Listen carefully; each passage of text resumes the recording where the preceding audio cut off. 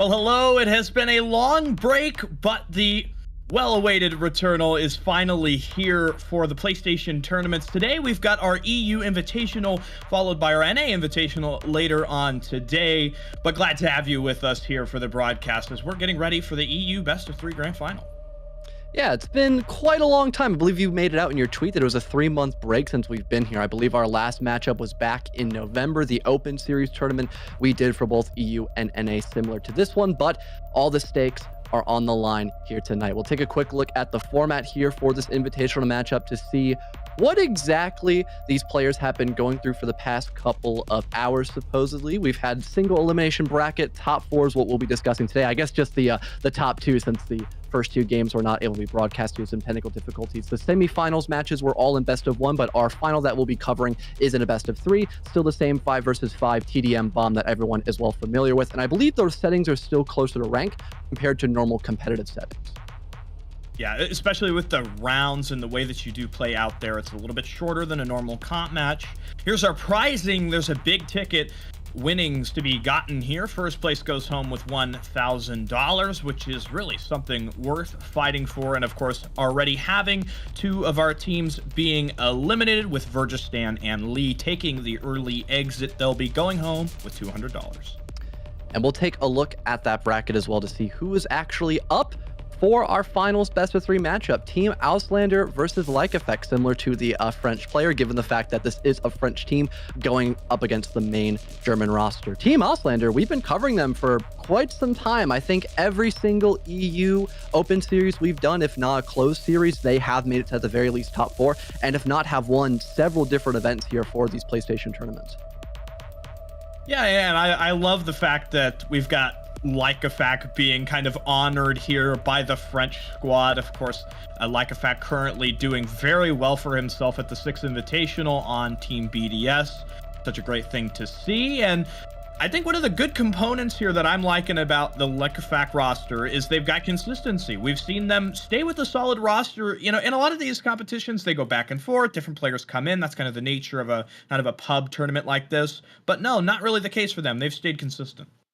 One thing we'll have to see, though, is that consistency just on game day as well. For Like Effect, Team Auslander are not a team to be messed with. You bring them to default maps like Clubhouse, for example, and they will pummel you on their attacking half. They just refuse to lose on that entry. That sets them up in a really good way. And when you go to a lot of default maps like Clubhouse, where everyone knows what they're doing, that comfort factor has a huge role to play. So when you're already in those man advantage, things will go by so smoothly, especially for a top team like Auslander. So really interested to see where we go map-wise for this best of 3, and if that could give a competitive edge for either side.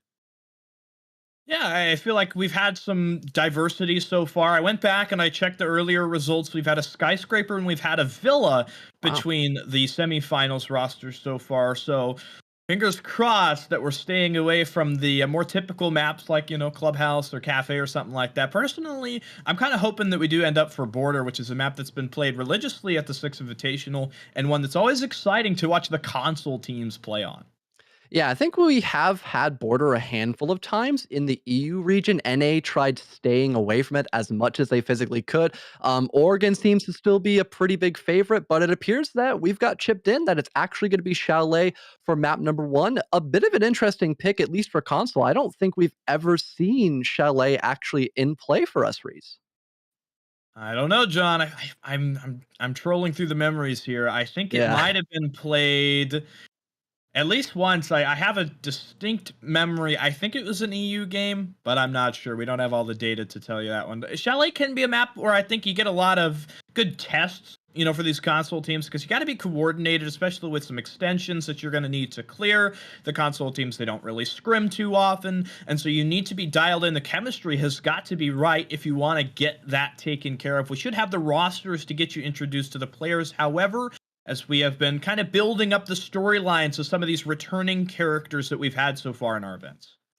Yeah, and it's the exact same topic point that we discussed for Clubhouse, that early game aggression. I feel like Shelly is a perfect map for Auslander to get that ball rolling. You see the typical entry points on the map, like Library, for example, where there's a lot of key cutoff angles that someone else can be holding in the round while you get a few more people hopping in from that Library double window, for a good example. Once you get that control, you begin to pan over to maybe the bomb site like Master and Offices, which has actually seen a fair amount of play, especially in console. So I wouldn't be too shocked if we see that today as well. Where bar, it isn't brought out all the time, but I think it's growing on more teams nowadays. All right. Well, we do have a little bit more information. Not only is Chalet up first, but we also get a coastline and we Oof. get a border as well. So I'm feeling good here. Of course, we mentioned the rules and the map pool are different. So you've got everything that's normally available in the comp rotation. You also got the other newer maps. We have, things like Chalet, Coastline, you could play Consulate. I know you had fun on Consulate. There's Oh Nighthaven boy. Labs, which is another fun one that might be introduced maybe when we get on the NA side of things later today. I would love to see that because I think it's a map that might have some comp potential, John. I honestly don't know how to feel about Nighthaven Labs. I think because it's a new map, it's really hard to play on it correctly at the higher level of competition. So when you get something new added in the environment, it usually receives a lot of negativity. Also, the map is just the color gray. It has a single color palette, and that's about it. So it's also not a very fun map to play on sometimes. But if you know what you're doing, and again, you just have that structured style of play, it's not a map that is going to be impossible, but seeing a brand new map inside of a tournament, it just doesn't seem likely because you don't have a lot of time to learn it, come up with pocket strats, and find a way that turns you the most success when you're either attacking or defending on it. But it would be fun to see. Don't get me wrong. Yeah, I think one of the better things about it, it kind of reminds me sort of like an Oregon, where you've got a lot of Mm. hard walls, you got a lot of cover, especially if you look down to the basement. There's plenty of opportunities to kind of create some of those central choke points. You got kind of the pillar area. That's almost the same as Oregon. You got a staircase coming down, meets you right at the pillar, and then it kind of splits off just as you would on Oregon. Plenty of opportunity to put mirror windows, deployable shields. The basement bomb site could be really good there. However, we won't have that at least until the latter part of the day. I want to make a little bit of a bet here, John. I think it's a pretty safe call, at least for me, that it's going to be a Liquefact victory here today. Even though Ooh. Auslander have won the majority of our EU tournaments, they've only got 2/5 of that returning roster. That might not be enough here. Rooting for the underdog, but can you really call it that because of all the roster changes? We'll have to definitely wait and see. Again, they've always been a top four contending team back in the Yangchibing fan tournament and during the November monthly. They were still fighting tooth and nail with regular competitors like Lee and also Team Auslander. So maybe a bit of revenge here for the February Invitational, but again, we'll just have to wait a little while longer until we actually get into the matchup. I think you also talked about a couple of other maps that we could potentially see today. I wonder if Stadium Bravo could be on the docket too, because it has some similarities to Border and Coastline. They literally took certain portions of those maps and comp and just kind of put them in Stadium Bravo, which adds some really weird complexities to it because you're familiar with the map layout to an extent, but now instead of, let's say instead of what is it that's right next to VIP? Instead of like penthouse and theater, it's now jumbled somewhere else over by VIP. And now you've got armory and archives like it would be on border. So it creates these really weird concoctions on the map that you normally don't expect. And it allows for a little more creativity, but it doesn't make you feel too uncomfortable.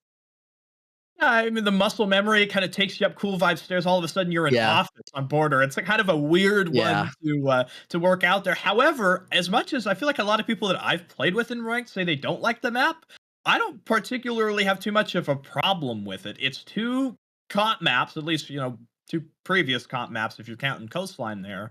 And the way that it's structured, it's a good one when you're looking for early gunfights. A lot of map control can go in a flash, and so teams that are quicker can do better for themselves. It would be interesting to see. It's kind of a curious situation to have these tournaments where you've got more maps that we don't normally get to play on that are, available.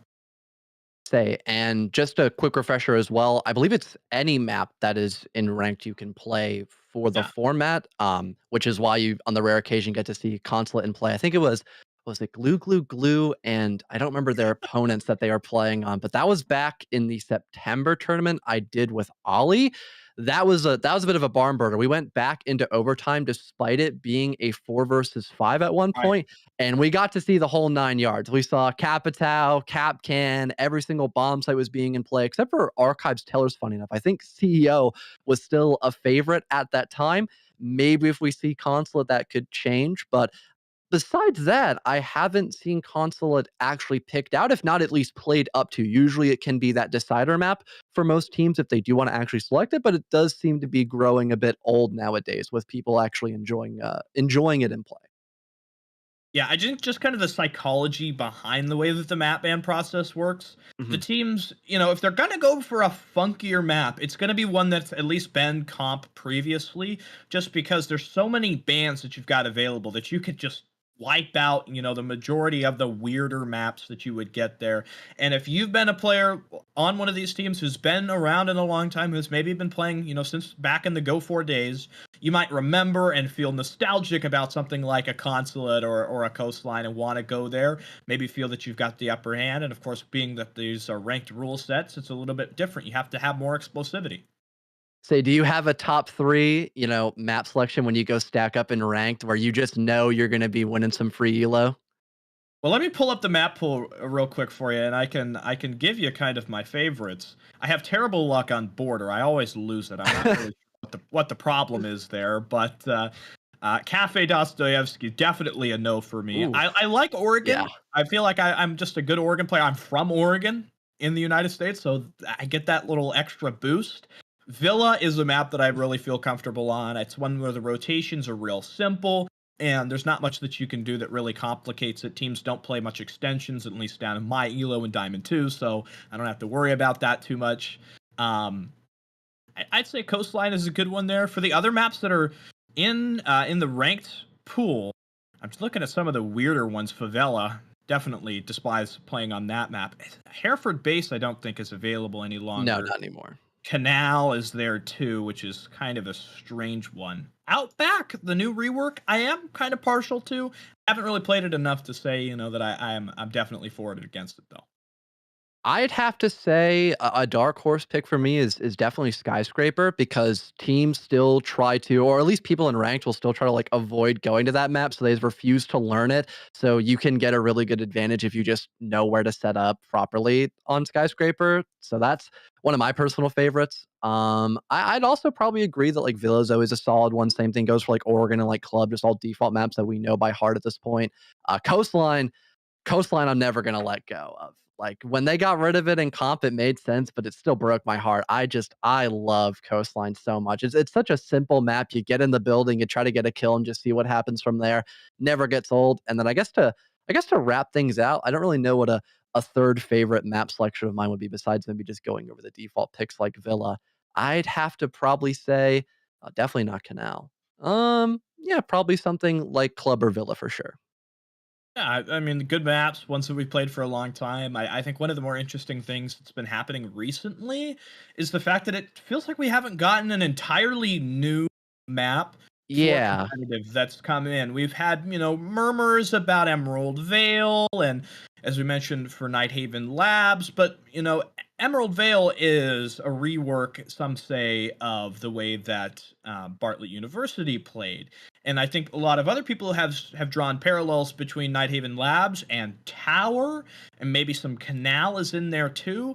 I'd really like, in the future to get a new comp map because John, the last time we got a map built up ground level that's entirely new that came right into comp and did well was Villa. Yeah. That was I think 3 years right ago. after that, it was what, the cafe rework, I recall. If it was right around that timeline too, so you'd be on the money for that. I think we had this discussion, like, as they were creating Night Haven and, like, releasing footage of the map for the test server, so I'm kind of on the same page you. I'm hoping they can make brands making new content that just feels new because with Nighthaven, then like you said, Emerald Plains, you get a bit of repetition that just doesn't feel right. And both Yeah. Tower and Canal were maps that, originally after time just did not become competitively viable. They didn't really fit the structure of how Siege should be played at a top level, which is why they got removed. Then Canal got a rework. It's a little bit better. I'm not a major fan of Canal, but it's definitely better than what it once was, 110%. But Tower, that has not seen the light of day since I started playing the game back in year two, season four. So having a semi rework on a map like that definitely seems a bit odd, but you know what? Maybe we'll continue to let R6 cook and see what they can produce for the new year. I think the problem with Tower is it's not simply that It's a it's tower. too it's a tower, It's just but a tower. it's not just that it's too big. You know, big maps are fine, like Bank and Bank is great. Cafe Yeah. and other things like that. The problem is the way that it's laid out. It's just like a one Mhm. big maze. It's just a total nothing burger. The way that you try to there's no areas where you can set up and hold. The Right. lanes, I think, are the biggest problem, and I think that's kind of the situation we have with maps in Siege. The lane design needs to be, mulled over a little bit more. Say. That is the big thing I remember is like most of the time for a tower, it was like you drop down the big elevator and just hope you don't get caught in like a crossfire. Luckily, when I started playing the game, I was like in gold elo, so crossfires were just like a foreign concept to most people. So that was not a problem back when I was playing tower. Also, even bigger flashback, back when secure area and like hostage was still in ranked, that was my bread and butter when I was learning the game because everyone was like, "Oh, secure area, that's the rookie game mode. That's the one you got to play when ranking up." So I learned I learned all the ropes of playing consulate back in like Blue Room, the server slash CCTV bomb site in the basement with just that big biohazard. Good times, I gotta say. Tower brings back a lot of nostalgia, but would I want to play that map nowadays? No, definitely not. Now getting up into higher elo. Yeah, I played a lot of secure area when I started in ranked two. Maybe the first 2.5 years of playing Rainbow Six, we just did secure area because bomb was just thought of as kind of a weird mode that It was the sweat mode. you got two different objectives. It's complicated. There weren't, a lot of people thinking about strats in the typical sense nowadays that we have. Right. And so people just played secure area because it's simple. One room, one objective, you defend it, you keep the opponents out instead of having this idea of, attackers come in, then they plant, then they go out. When we were on PS4, we never had games like Counter Strike. We never had games where you're, plant defuse the bomb type of thing. We grew up on Call of Duty Yep. and other games like that where you went straight in and you went to, the objective. Deathmatch was kind of the way that we all, got started.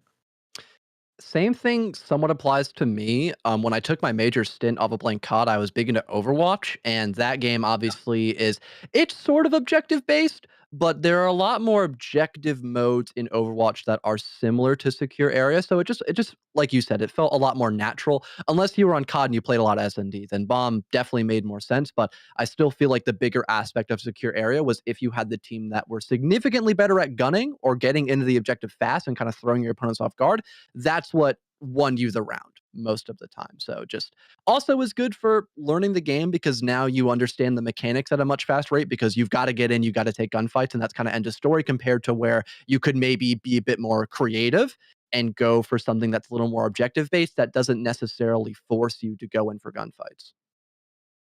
Alrighty. Well, with that being said, we are almost ready. We are just filling up the lobby. So why don't we talk a little bit more about kind of some of the impact of this map pool and the way that it will face out in the server. When you've got Chalet up first, you've got, of course, team like a fac who have got consistency, who have got a solid roster. Do you feel like that's going to really lean into them and that's going to allow them to perform well on this first map, which maybe has more structure than the next two?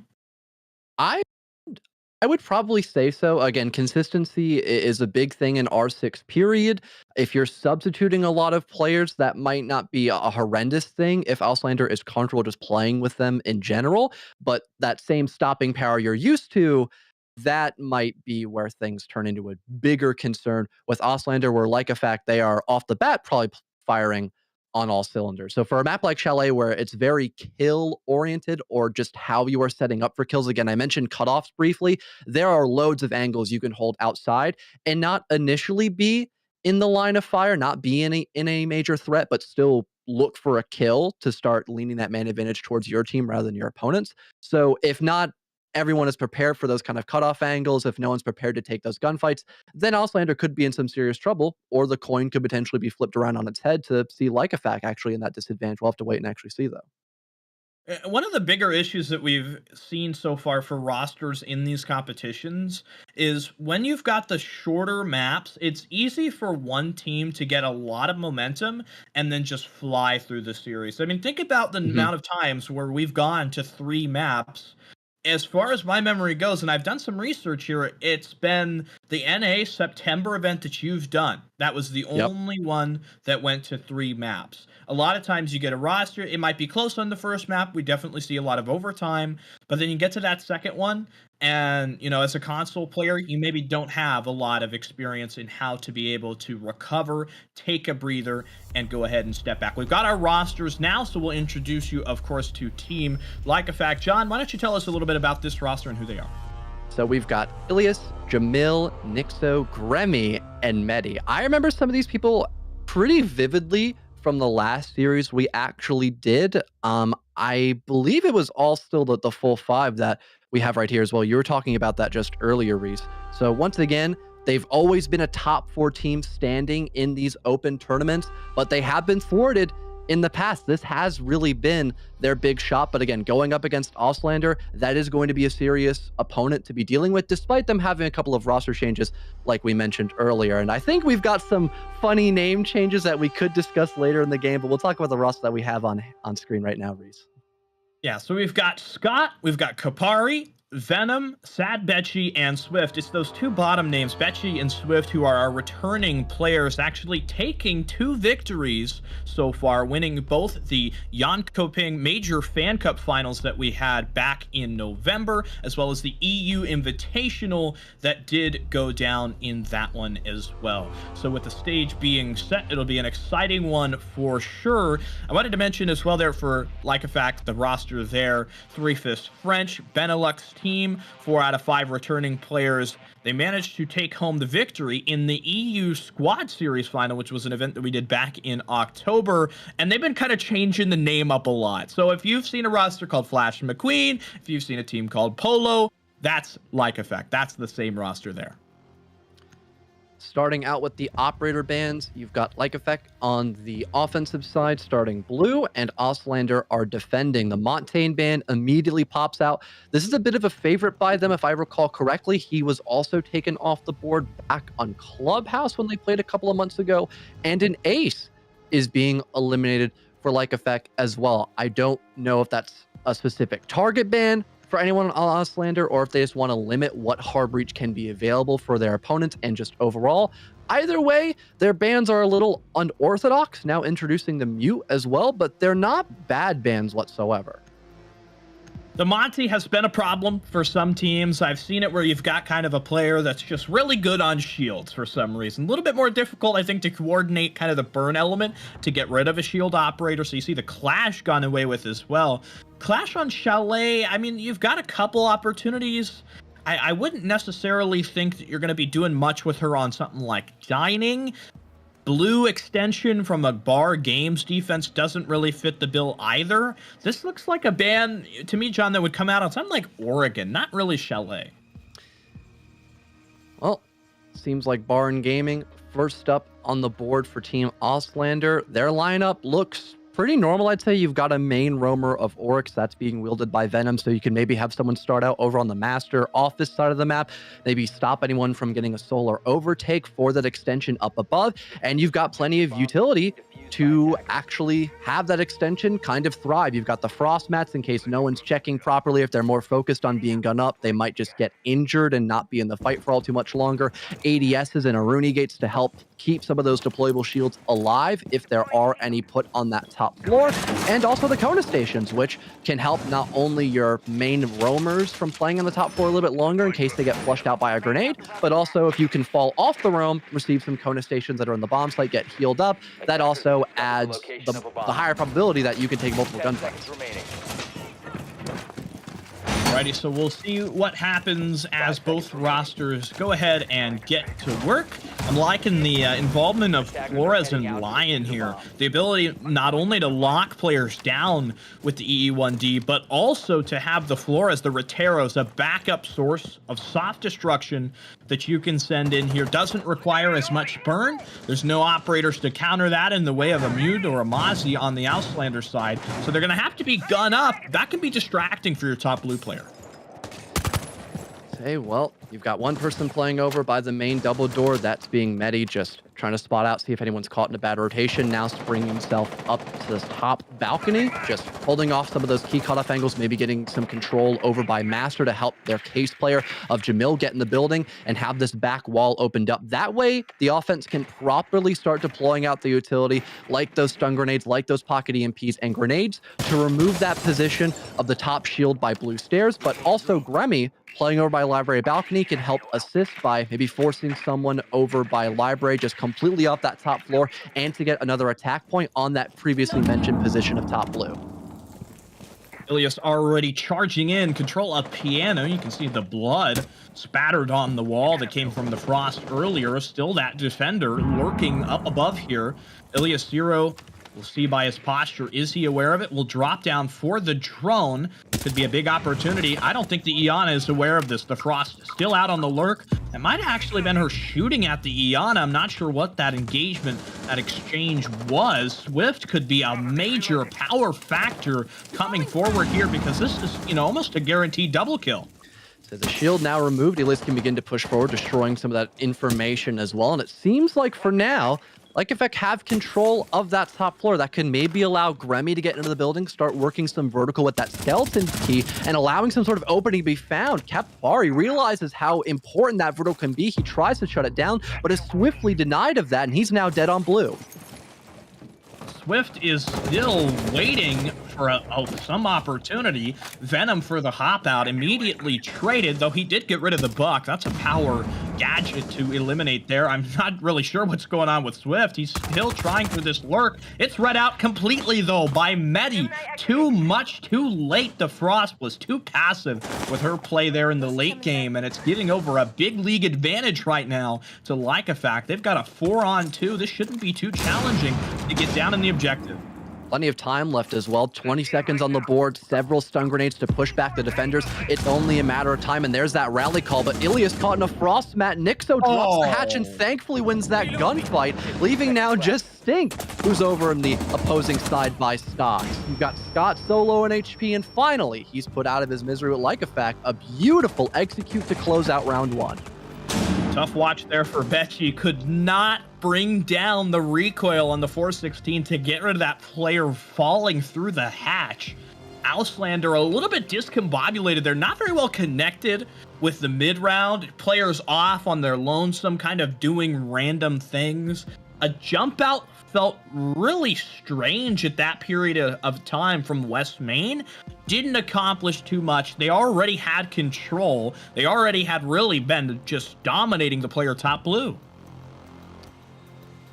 Say, hopefully we can see a bit more of a forcing position by Outlander. Sure, they had the proper extension on that top floor, but it seemed like they were very willing to give it up as fast as they were able to set it up during that prep phase. Maybe having another defender on that top floor by top Mez, for example, could help alleviate some of that pressure to that defender who's stacked up by top blue with that deployable shield. Definitely something to consider if they want to reattempt that bomb site later on, but with only 3 rounds and a half, we might not see that happen. Maybe Outlander will just opt to go to a different bomb site on round number 3, similar to what they're doing right now by choosing Master Bedroom. Good discipline there in the first, as like a fact, you are able to open up the scoreboard. We'll see how things do change now as they go for the second floor objective. And they have to go up against some traps being brought out here by Auslander. Having the cap can disposed as a Frost, who was just seen previously there. Always creates a little bit of an unexpected situation when you're late in the game and you're trying to be gun up, especially with, you know, these console players. They're always ratting somewhere. That can create a bit of a problematic spot if you're trying to shoot a player and you walk right into something like a welcome mat. Seems like Effect hasn't changed much on their attacking lineup, but the saying always goes, if it ain't broke, don't fix it. Also like just the introduction of several nades as well. Having Remy on the Nook and also Nixo on the Ayana, you can get a lot accomplished not only by having that extra information and information suppression with the help of that health scanner, but also, again, those grenades can help remove deployable shields, can help eliminate players that are just in a vulnerable spot, especially with having no utility like those ADSs. You could definitely see that one deployable shield just turned into mincemeat, either by the grenades or maybe by these Rotero drones. But in the background, Remy on that previously mentioned lurk does score the opening gunfight, and like a fact, slowly closing in on this player top Mez. Real top spot here for the Mozzie. Grenades continue to go. Support from the Capcan. I like this call. Try to bail your team member out. Remy on the fall off, and Kapari finding success there against Ilias Zero. So the floor is now removed. Still continuous explosives. The barrage here against Stink Bob. It'll be Gremmy to try for a grenade against the window. Maybe he thought somebody was close as it pops open, though it'll just be a spectator show as Medi is able to remove this player at top Mez, and well, they haven't been able to remove the other player. Kapari is just still unchecked. Still just holding out by Library. I'm not too sure if the hatch is opened up or he could fall away. He might be just sitting in box to simply die, and a drone will sail past him as well. You see Betchy trying to clear up some of that space, but unfortunately just swiftly taken down by the Iana. The man advantage now back in the favor of Like Effect as they notice the cap can's dropped, almost shut down by Nixo, and eventually on the reattempt, they'll injure the cap can, finally putting them as a confirmation, leaving just Swift forced to get aggressive. They find their first kill, but it's still a 1v2, looking to swing outward, but caught in a tag team by Like Effect. They're up now by 2 against Auslander's defense. Could have been a lineup there, and a little better done by Auslander on the communication department. However, still falling short towards the end. The explosivity, it needs to be a little bit more coordinated. I liked it when Kapari came over. He got 2. He let his teammate survive and thrive for a little bit longer. There was just a little bit of a kind of a miscue with what happened with the Lion. Ultimately, though, the Frost trying to chime in there as well, that was too much. That needed to be the Frost and the Valkyrie just working the site. You know, 2-on-3, try to maximize what you can do with the Frost SMG from the range, and, you know, maybe the Valkyrie is able to pop somewhere. However, I think Like a Fact are just really prepared for this scenario.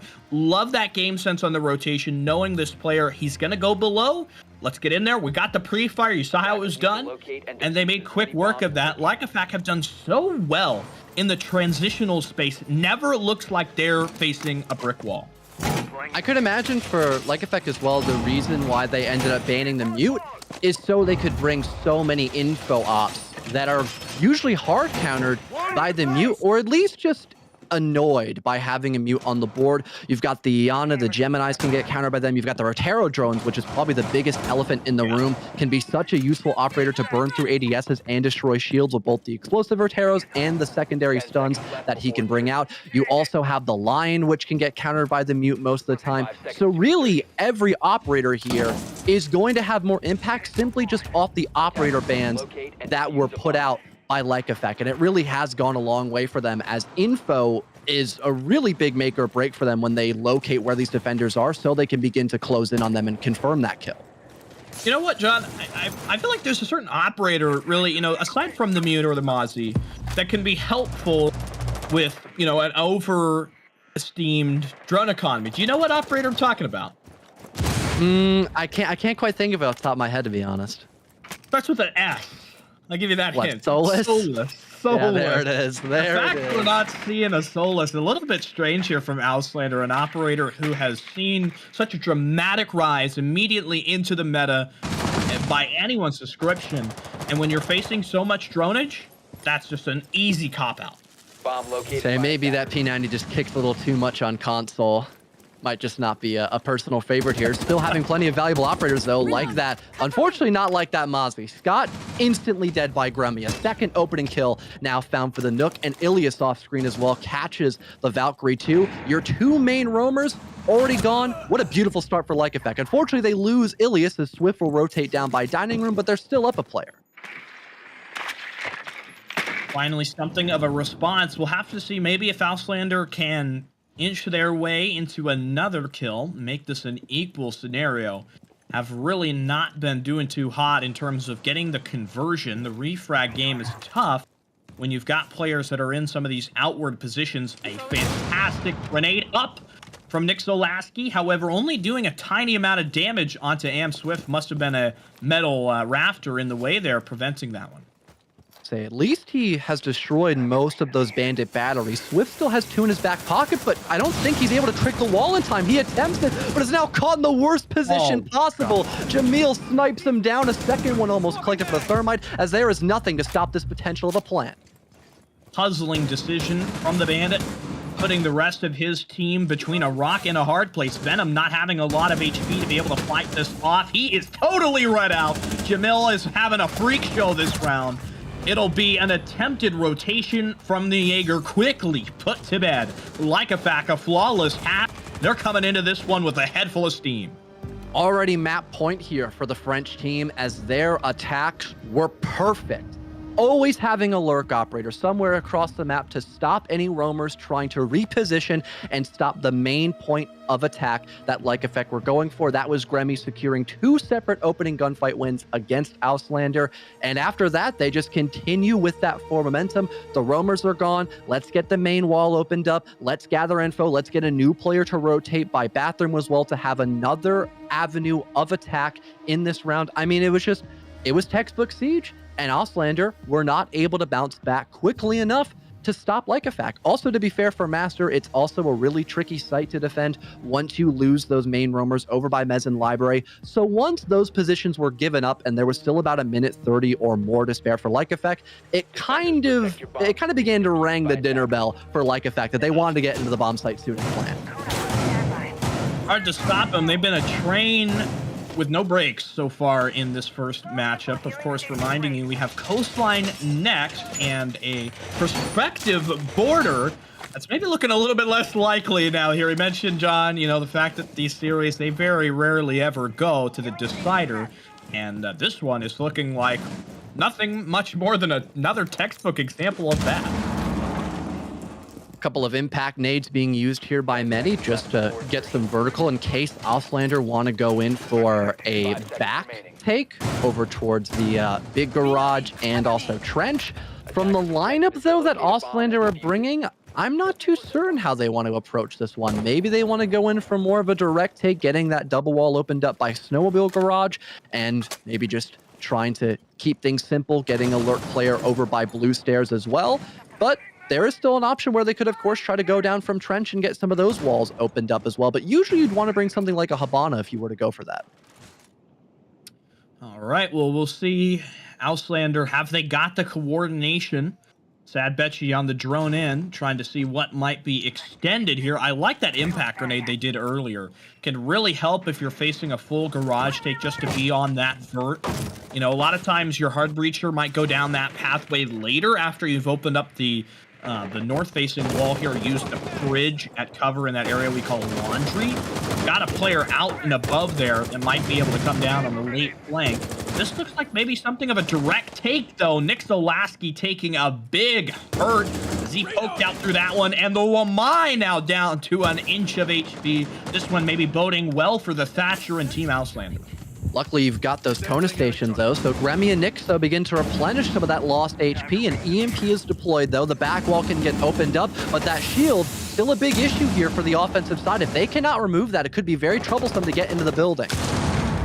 Things were looking good, but maybe they're turning a bit of a sour note. It's Gremmy on the TK. He takes out Nick Zolaski, who hadn't really gotten the full utilization of those smoke babes yet. So it'll be the burn towards the door and maybe a push and play here from Venom. Here'll be the surge and now an additional wall opened up. Venom just trying to store this gunfight against the smoke behind the shield, but perfectly timed swing by Jamil. Actually, the Goyo behind that deployable position, getting a bit more aggressive now. That will punish him as you have a refrag by the Nomad, but still, like Effect, they've got plenty of utility to keep Auslander at bay for the time being. Maybe just try to execute on the site 3v2 with one maybe still up above, some uncertainty about that. You do have intel. There's the rotation down to blue as the Like Effect members have been able to link back together, but this pillar shield's still up, not providing enough cover for the alibi though, and it'll be a second kill. Sad Betchy in transition against Ilias, and it'll be Scott to finish the day. Like Effect start to finish, put to bed on the basement objective. And probably the best call you could make, if you give the opponents more time to get even more utility there, those Kibas continuing to brew up over time, that's going to limit where you can actually push into the bomb site and try to take those one-on-one gunfights. It was the best idea for Betchy to try to swing out on the blue player, isolate that defender who can't immediately find a trade unless someone's playing in by con. And I think for Auslander, they had a bit of info that either no one was on that deployable shield or no one was immediately by con. So there is no trade potential in the first couple seconds of that engagement. They're going to have to wait for a call by their opponents to then retake some of the bomb site and then go for a refrag. With that not happening, you've got the man advantage back in the favor of Auslander and a lot of site control off of that too. Big round for Betchy, who was mostly unproductive as we started things off here in the best of three. Really could not find too many openings there on the defensive side, so now getting a little bit more involvement. Auslander needs him and somebody else to step up before the rest of the squad can really feel like they're in tune.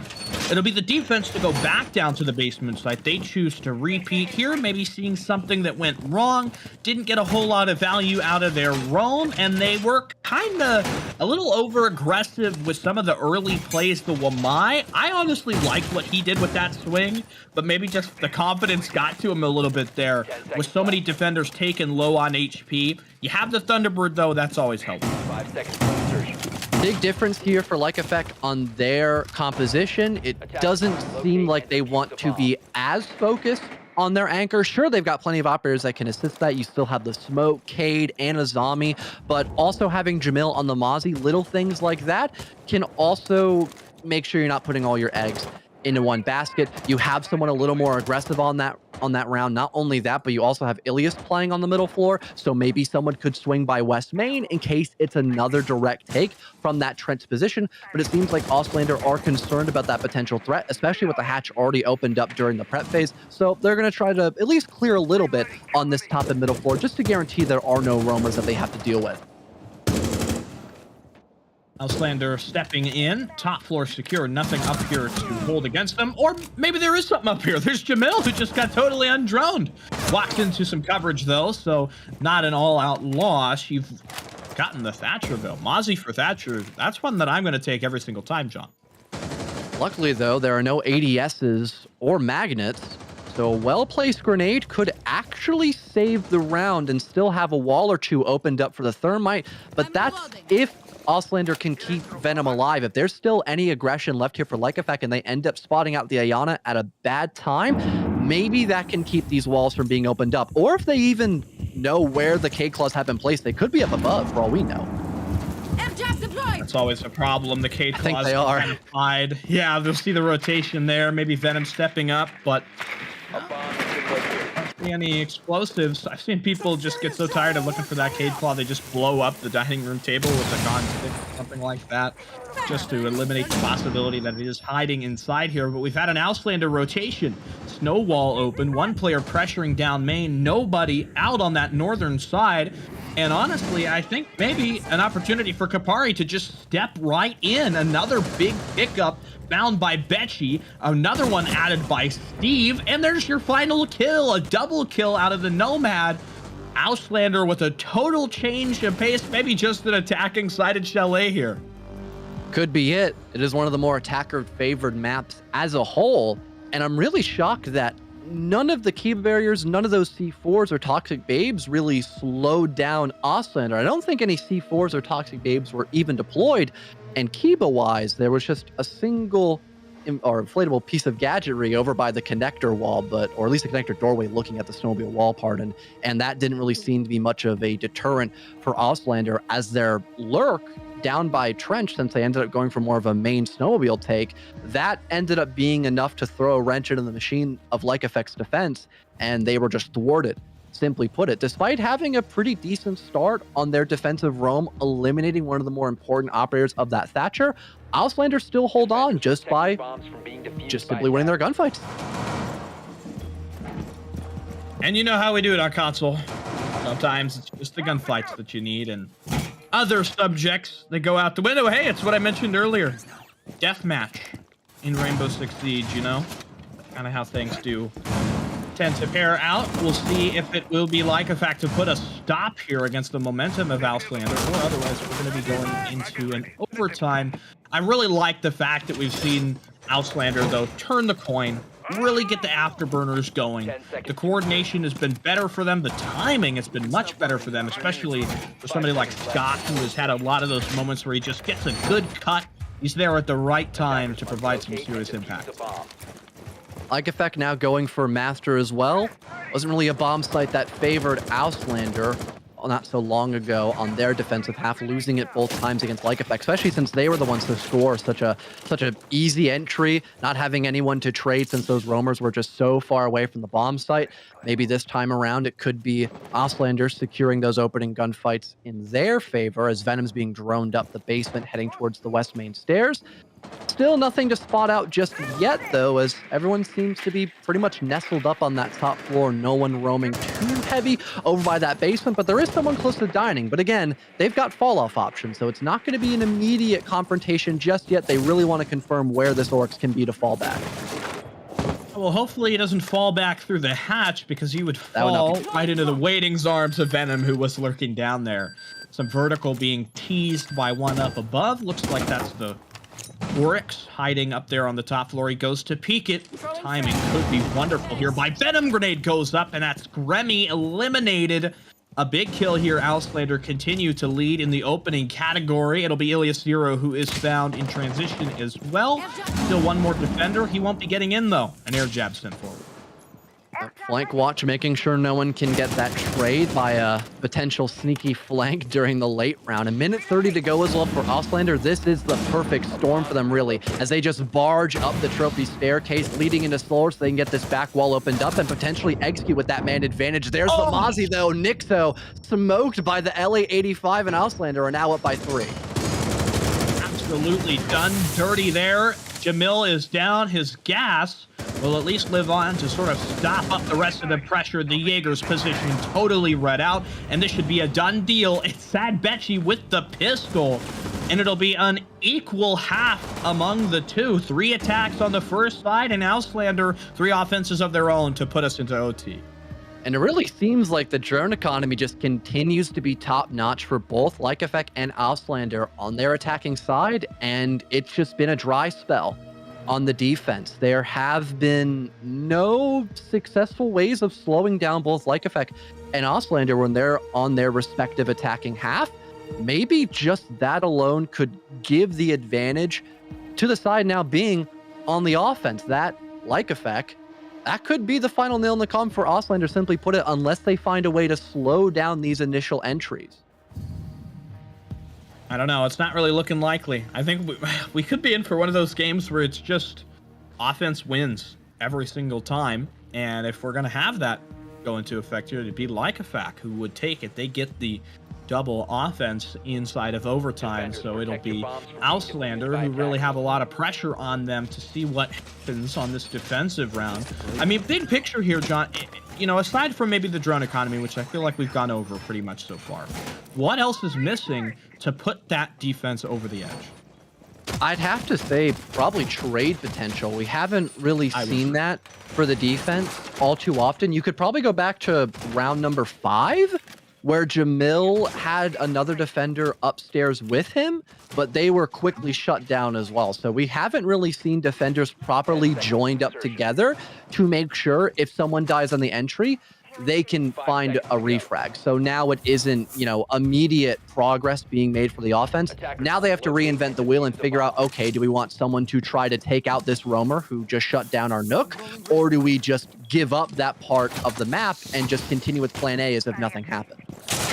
It really seems to me like the issue with the trades, we've had a couple moments where the defense were able to step up and they make some kind of a call that gets a trade to come into effect. But the problem is the overcommitment. We don't. It just happens that you get too aggressive, and that's going to cost you big time. It'll be the Cade on an attempted trick here, and it is successful. So that's going to become a bit of a slap in the face. Is you don't have a Thatcher, you only have one remaining secondary EMP, and it'll be a call for a rotation. Yeah, I think Ostlander played into the fact that Like Effect have not brought out a Thatcher too often, so they can actually trick the wall and kind of get away with it with all that limited breach, I guess, electricity denial that Like Effect could be bringing out with those pocket EMPs. So now you have a plan B in effect for Like Effect as they now try to rotate across into big garage. But if Ostlander just hear all that silence across the map, they could figure that out quick and maybe stop this play from occurring too. Auslander doing perfectly well for themselves. 2 leading kills against big players, Medi and Nixolaski, not having the execute power of the EE1D or the Gemini for the clones. However, now down 2 bodies as well, Like Effect have stood tall in the face of severe opposition. You do have 2 remaining secondary breaches from the Zero. That could be helpful in creating a bit of a different opening on that north wall. Gremmy's still out on the lurk. There's a lot of Kiba barriers left in stock, though, to try to push him away. So we'll have the grenade in for the detonation. Still plenty of time to gather information as well. Even just having someone by blue stairs, making sure no one can actually play in that location to stop a plant from going down is going to go a long way for Like Effect, especially since they're getting a cutoff angle now down by connector. So if no one's in pillar, maybe Jamil can plant with a lot of safety. This is a great Kiba barrier. Look at the explosives remaining. No way to destroy this. So this is going to cause further hemorrhaging. Gremmy down, still trying to make some efforts to the push. It'll be the Thunderbird down, I believe, found out maybe on a pixel angle. Thoughts 1 inside blue. The plant coming in. Jamil, though, having second thoughts. He gets off as the Zero still waits for his angle. They're playing this passive. I think the plant is the right call. 1 inside connector. It's Kapari down now. Jamil able to complete the plant, and what excellent coverage done there as Team Like Effect are able to persevere in the end. Auslander had it going early for themselves, but once again, too aggressive in the mid phase. They lose their advantages, and they can't complete the round. And despite killing Grimmy, who was playing down blue, who would have been a real make or break attacker in that 3 versus 3, although he had died, you still had that main cutoff angle that did the job just fine. Sure, you've got a Kiba barrier to hide behind the Zero for now, but if you are to try to move around and then kill Jamil as the Thermite, you can't really do that. There's still a big enough opening for where the Zero can spot you and eliminate you before you can even think about trying to stop the plant from going down. Not only that, but the blue player had no chance against that cutoff unless both defenders try to coordinate at the same time and kill Ilias, which did not happen. So you're taking 2 separate 1-for-1 gunfights that you're already expecting. You know there's a guy blue, you know there's a guy by pillar or connector. So with full preparation, Ilias was able to hold down the fort and make sure Jamil could plant with complete coverage. Well, a big opportunity that gets spoiled by Auslander. They've got the offense now, as we mentioned. There'll be 2 attacking opportunities here, if needed from Like Effect, but still a defense here. I wouldn't really expect this one to end here in the second round of overtime. I feel like this one is going to go to 3, and Auslander are going to have to prove that they can really get it done on that defensive effort to decide where this one goes. But, really, who knows? It was Like Effect, as we began the game, that really set the tempo. The Ying in here from Kapari, and now that's a change that I like. Also like the addition of Gremmy on the Mira. That could probably prolong that main clear we saw Auslander attempt for last time. But the countermeasure could definitely be the Ying. Again, you've got some sort of hard breach to still rotate into offices and get that back wall opened up. But now you have Candela's too. So it leaves you more room to bring out those grenades. Unfortunately, You've got some of that burn. Those flashes that Scott was holding is now off the board. Same thing with the adrenaline surges. So the HP you currently have now is all you've got for the round. And in general, just one less player to rely on. Like effects score, that man advantage. But still, seems like for Auslander, they're not completely pushed back by this. They still have their Ying, and they still have tons of grenades and positions to hold. Back with a good start. Again, the conversion factor, the most important part about changing the narrative, really, of this game to be something where we can have a defensive round victory. We've had 7 rounds so far. They've all been attacking successes. It's a bit of a timing moment there for the Nook. Had an opportunity against Medi, but he gets to safety. For the rest of Auslander now linking up at Piano. This is where Lycofak really need to make a stand. Stay still. Couple nades in pocket can begin to start trying to chip away at those deployable shields on the top floor. Not only that, but again, the mirror window we discussed being so potent in the right hands. It really does seem like Auslander is kind of at a standstill, and they just don't know what to do. The mirror's actually put around for Mez, so they got to get someone by library to take care of that, but no one's there. Grenade goes in. You heard the detonation. That should mean no more cover at top blue. Here's Swift on a cut down from below. Maybe he's thinking there's somebody flanking. Just a total miscue by Medi. Way too aggressive, way too forward of his position. That one is going to cost the rest of the squad. That's an opening that you can't allow to get over. Nick Zolaski, he doesn't need a shield. He's still standing against the tide. Auslander need to link up, but they've got so much uncertainty. A player has taken the spot of the Frost at top Mez. Maybe it'll be Swift, though, to try to cut that out here, John. They just don't realize there isn't a player by library, and I think Swift now beginning to get aggressive could be the final nail in the coffin, but Nixo is just still holding down the fort by top blue. It's a triple kill for the Jaeger, and Swift unfortunately falls through the hatch and is locked back down to the basement. They've got to fight 2 entire floors of defenders all by themselves in a 1vx. This one not really looking feasible here. Lycofak leading us out in the game, facing the comeback efforts by Auslander, but having an opportunity finally to put away a defense round. Just a couple of misappropriations in the comms department. And it will be Lycofak. They're able to put it over the line. At the end of the day, the consistent roster, the 4-strong squad, able to pinch it out in overtime. 5-3, they will take it and lead us moving into Coastline. And shockingly for Auslander, they just didn't have a lot of info in that round. Something that was the polar opposite of their other 3 attacking rounds. They were very assured with themselves that there were no roamers, for example, when they were attacking snowmobiles. So it allowed them to go very direct when they were first on their attacking half. But that round, they were kind of walking in blind. They had no idea there were no defenders playing behind that mirror window. So they were very petrified of trying to push into the building. And they were just hoping that someone gets a bit too aggressive on the side of Lycofak. Sure, that happened once, but that was the only case scenario where we actually had any kind of serious aggression by them. So the fact that you had Nixo playing still in a relatively safe spot by blue, if he gets a bit of util push towards him, he can fall away. It was more than enough to still keep the offense at bay, and it kind of costed the whole round for Auslander and the map. I honestly thought the Nook would have had a big opportunity there with the rotate out into main lobby, but it was just too slow, I think. If it had come earlier, it would have allowed them to be a little bit more kind of free with the rotation. They could have moved faster, but they found a stone wall that they kept butting their head into. And despite the best efforts of Sad Betchy, who put up a team high amount of kills, 9, the rest of the squad was not there today. And they're going to really need somebody else to help Betchy as we look into the second map of our series of Coastline.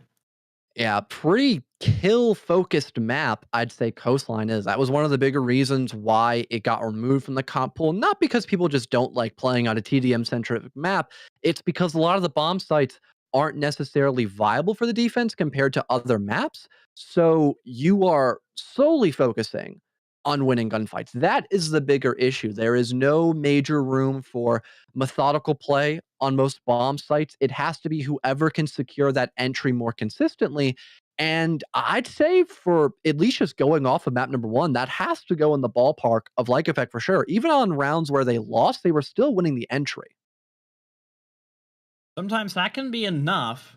I feel like that one was close, had some moments. It wasn't like, as soon as you got the entry, the round was a done deal. There were attempts, there were returns, there were refrags, but oftentimes there was a failure to convert. There was kills that came back, but then you lose it because somebody, made an error in their positioning. They just lost out. They got lost somewhere in the space of the round.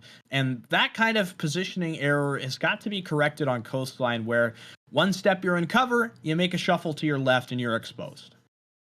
Wouldn't be surprised too if we just see the exact same bans by Like Effect as well. Maybe not the ace, but he's still not a bad option when you're playing on Coastline. There are a couple of ranged hard breach positions you can end up clearing out with a Habana, for example, over by the quad wall and hookah. That's a really good example. You can sometimes rotate in a lobby and get the kegs wall opened up too. That can also be done with ace. Maybe not as often, but still probable of that. And you've got a good gun of the AK-12, so it doesn't really hurt to get him off the board. More specifically, though, the ban I'm interested in is the mute, because that seemed to be a pretty focal point for Like Effect, is that they were playing as if they were expecting mute to be off the board. They were the ones that banned it, so they bring out the Flores, they bring Nook, they bring all these operators that can be hard countered by a mute jammer, just so they could get some sort of advantage against Auslander. I thought that was a really solid idea, not really just following default op bans and just going with what you like to have off the board. The mute ban really felt instrumental, but I'm still left with kind of a sour taste that nobody even thought to bring Solus. Maybe nobody has him Yeah. unlocked, I guess, for that matchup, because he is an operator that just has so many, variables, creates so much Mhm. opportunity. One of the peskiest operators that you can have, just because, you could be a Solus jumping out windows, chasing after Mhm. drones. Sometimes on console, you don't have as much. uh, you waste the drones, you're not thinking about it, you're not as disciplined, and Solus could totally change that. Maybe wouldn't have been so helpful in the plant department. We only had one plant go down, but just the setup, when you get that opening kill, you suffer from it, and then you find the trade.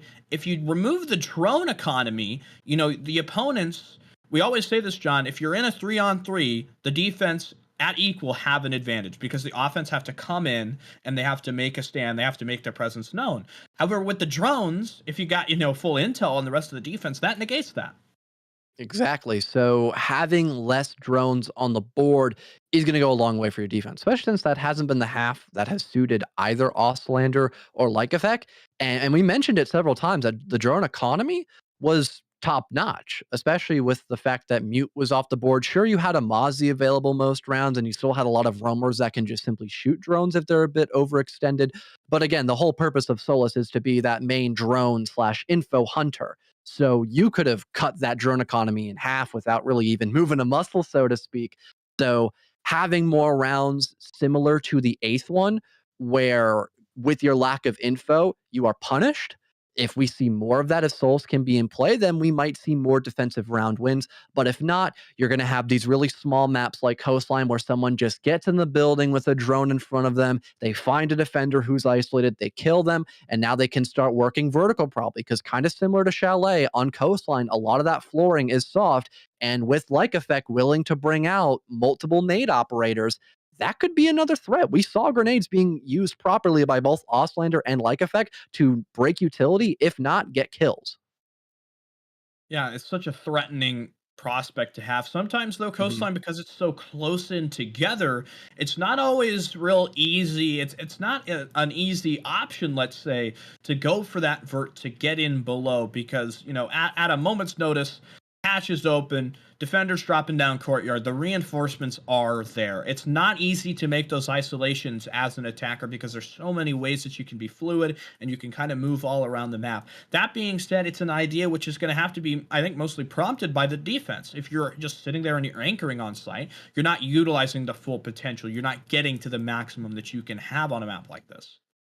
Really wouldn't be shocked if we see more of that aggression. Oryx was played a lot, so was the Valkyrie and Mozzie. A Visual could be a pretty good opponent to have when dealing with the attack, especially against something like a Nook, for example. A lot of that info can be, promptly counteracted by that ERC. Not only that, but also just, again, banding together when you're on the defensive side, the lack of trades was also a major concern, especially against the Nook. Nook is one of the best operators to take one-for-one gunfights. So if you put her in that environment, you are asking for trouble. If you get someone close by who can trade, so it's still a 4v4, now the Nook is dead, that's more favorable for the defensive side because you might have lost someone like a Vigil or a Jaeger who already has their util, on the ground or it's just actively used selfishly, like an ERC scanner, for example, compared to the Nook, where they can always be a threat, avoiding information, dodging utility, and then breaking your own utility you have on the round with those grenades and still having a fairly decent gun, at least with the fact that the FMG9 has a 1.5 optic. Well, as we are still waiting for Coastline, again, I'd like to remind you, of course, that we've got $1,000 on the line going to the winner here of our PlayStation Tournament's EU Invitational for today. So there's some motivation, especially if you're on the Auslander side, to maybe just kick it up into that next gear to try to find your mojo. Coastline, I feel like the way that you're going to be successful on this map is something that was really lacking from them when we were playing previously there on Chalet. Get in early, have momentum, be quick, and be decisive.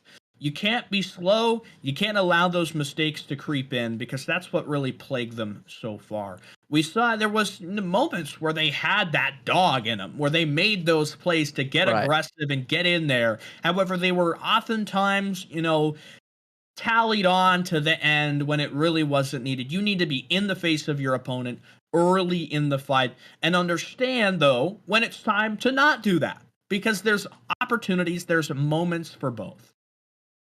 Going into Coastline as well, I would also like to see how Like Effect are going to be in terms of pace because again, they were a fairly decent team when it came to pacing. They might have not been incredibly fast, but they kept things structured. They would enter the map from library. They'd have a guy by main balcony, for example, to hold some cutoff angles.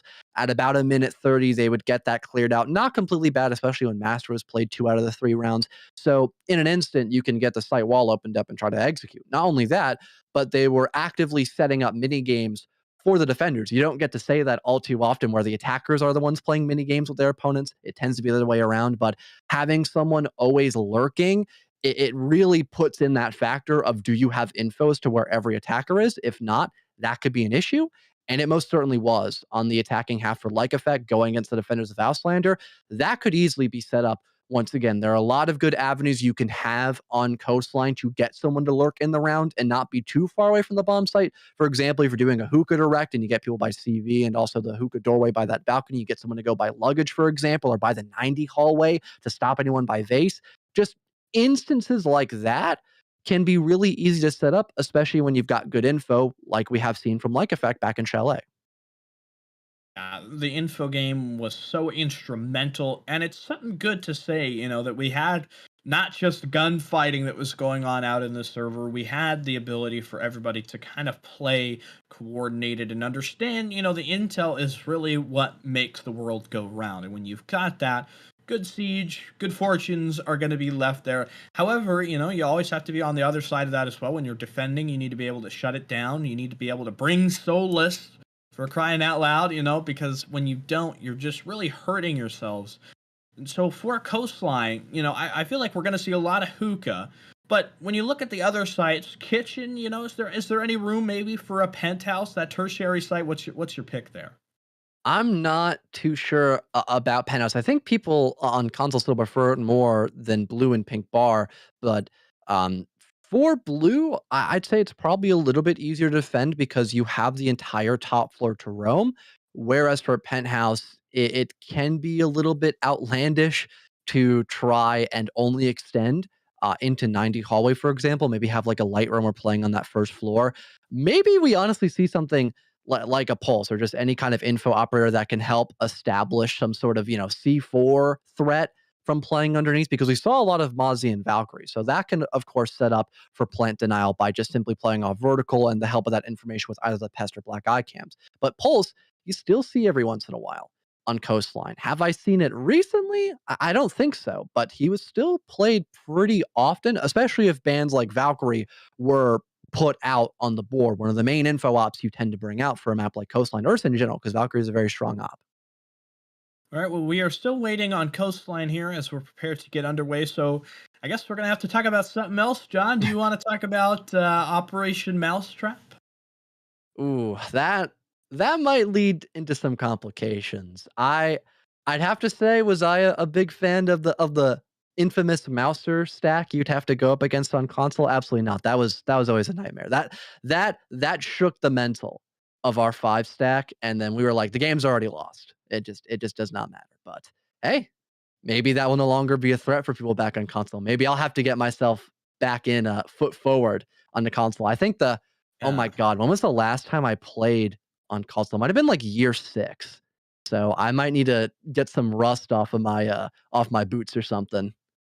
Yeah, I definitely think you're going to have to at least turn your Xbox on and download the update. So by the time we're done The with the several NA updates coverage, the several updates, the that I now Xbox have. update, the controller update, you're just going to need to get it Oh all my downloaded god. because by the time we're done with the NA Invitational later, maybe you and I can get some crossplay going together Oh and my we can god, I run forgot it about up. that. Yeah, that would be sick to do. Gotta get the rankage going. I don't God, where would they put my elo as well? Oh, no, we'd start at, like, copper 5, so you'd be Start at queuing with a 0, yeah. copper. Yeah, you'd be queuing with a copper there, mister, but that wouldn't really, change much, I suppose. You're in what, diamond 2 elo? Diamond 2 Elo. Alright, well, I You can guess, play with anyone now, though. I know, No, there's yeah. no gap anymore.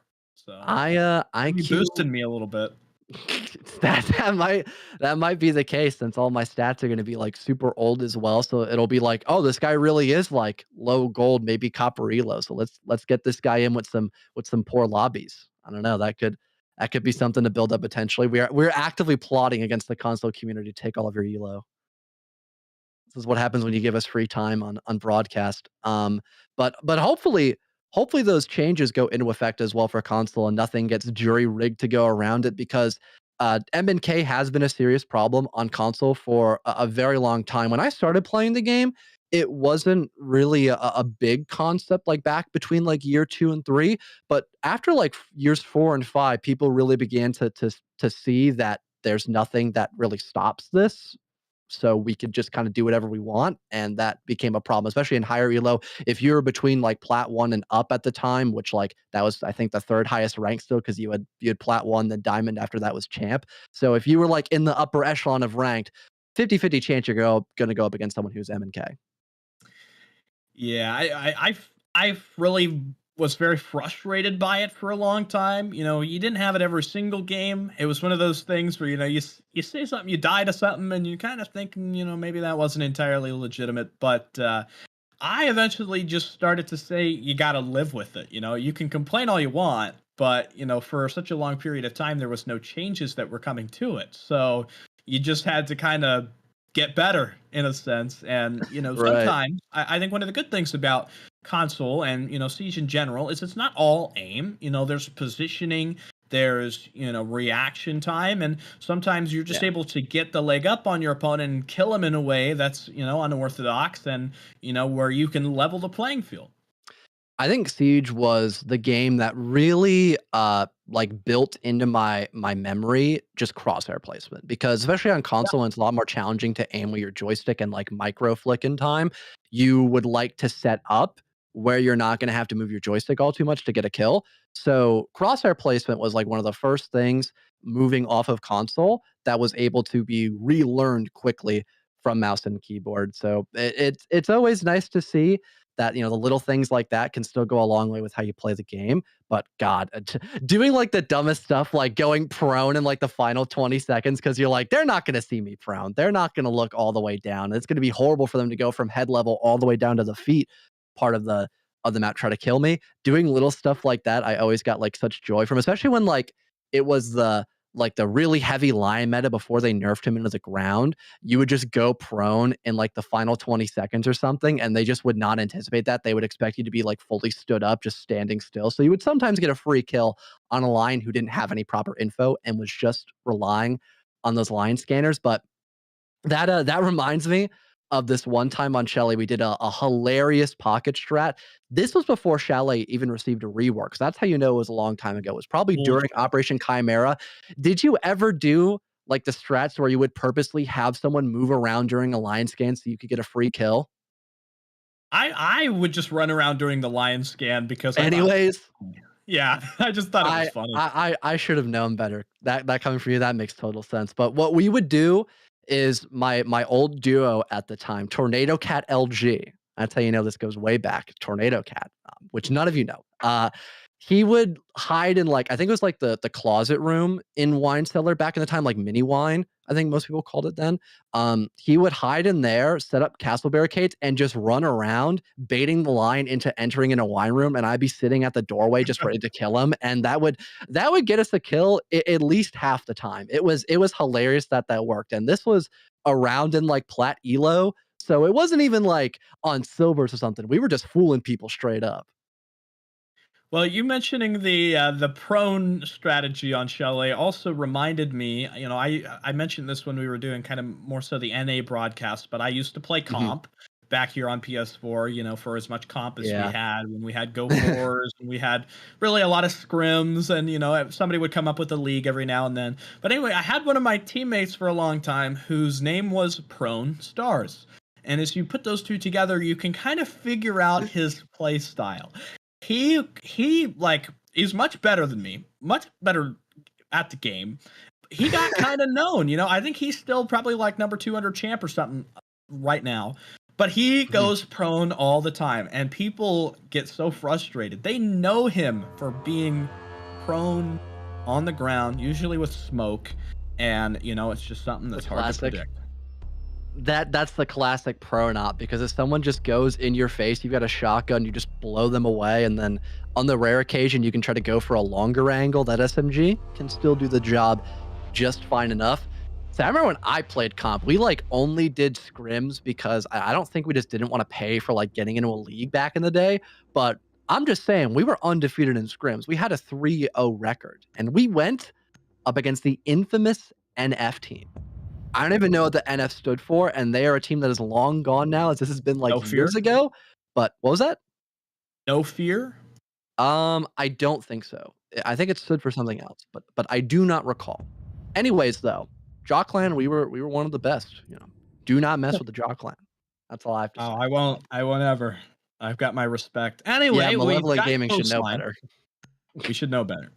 Coastline is here, of course, like a fact, leading the series in our EU Invitational Grand Finals for the PlayStation tournaments. We were surmising what we might have in terms of operator bans. You thought it was going to be more of the same. And as the final defender does get eliminated, we will not have the Monty or the Clash ban. We will not have the Mute ban. And all of these operators removed, entirely different from what we had on Chalet. The Ying and Azami do make a lot of sense. We saw Azami in play a lot on Chalet, and the one time the Ying was brought out, that could have been an actual threat. If we had the Ying potentially rotate either into offices or library double window, bringing out those Candelas probably would have netted a kill for free. Or just having someone be a little more aggressive off of those Candelas could have found trouble for someone on the side of like effect. So having that Ying now removed, not a bad idea, albeit I think it was Auslander to remove the Ying and a zombie. They were the ones who were really bringing out those two more specifically against like effect. So the fact they're the ones to remove it, I think that's the bigger question mark that I have. But one thing though, Reese, if you notice on the side of like effect, I think there's one operator you are definitely happy to see him play. Finally, we've got the Soulless after so much begging and pleading earlier on Chalet. The most valuable operator, really, in the current meta, just with an insane amount of impact. You mentioned maybe the P90, it's a bit of a tough gun to handle. I never liked it. Everybody always used the MP5 on dock. But when your options are between the P90 and what shotgun does Soulless have? Is it the... It's like the Mira shotgun. Echo? Oh, it's the Miro. Oh, the ITA-12L. Yeah. Is that it?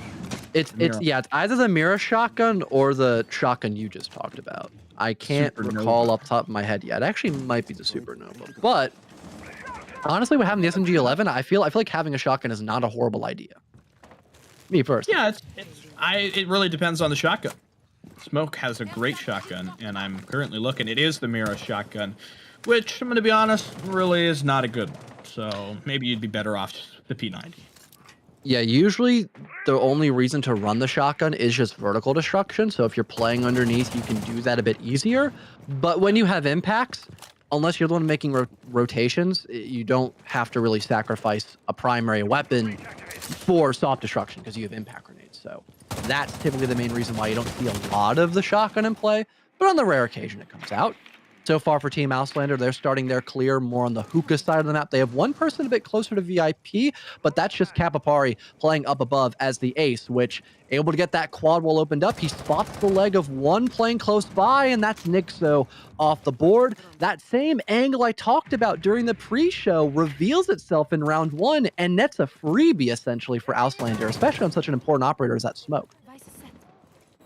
Look at you, your research is definitely paying off there. And down player, Capcan, DVNO. Venom has an opportunity maybe to just walk into the site. There's somebody down in office.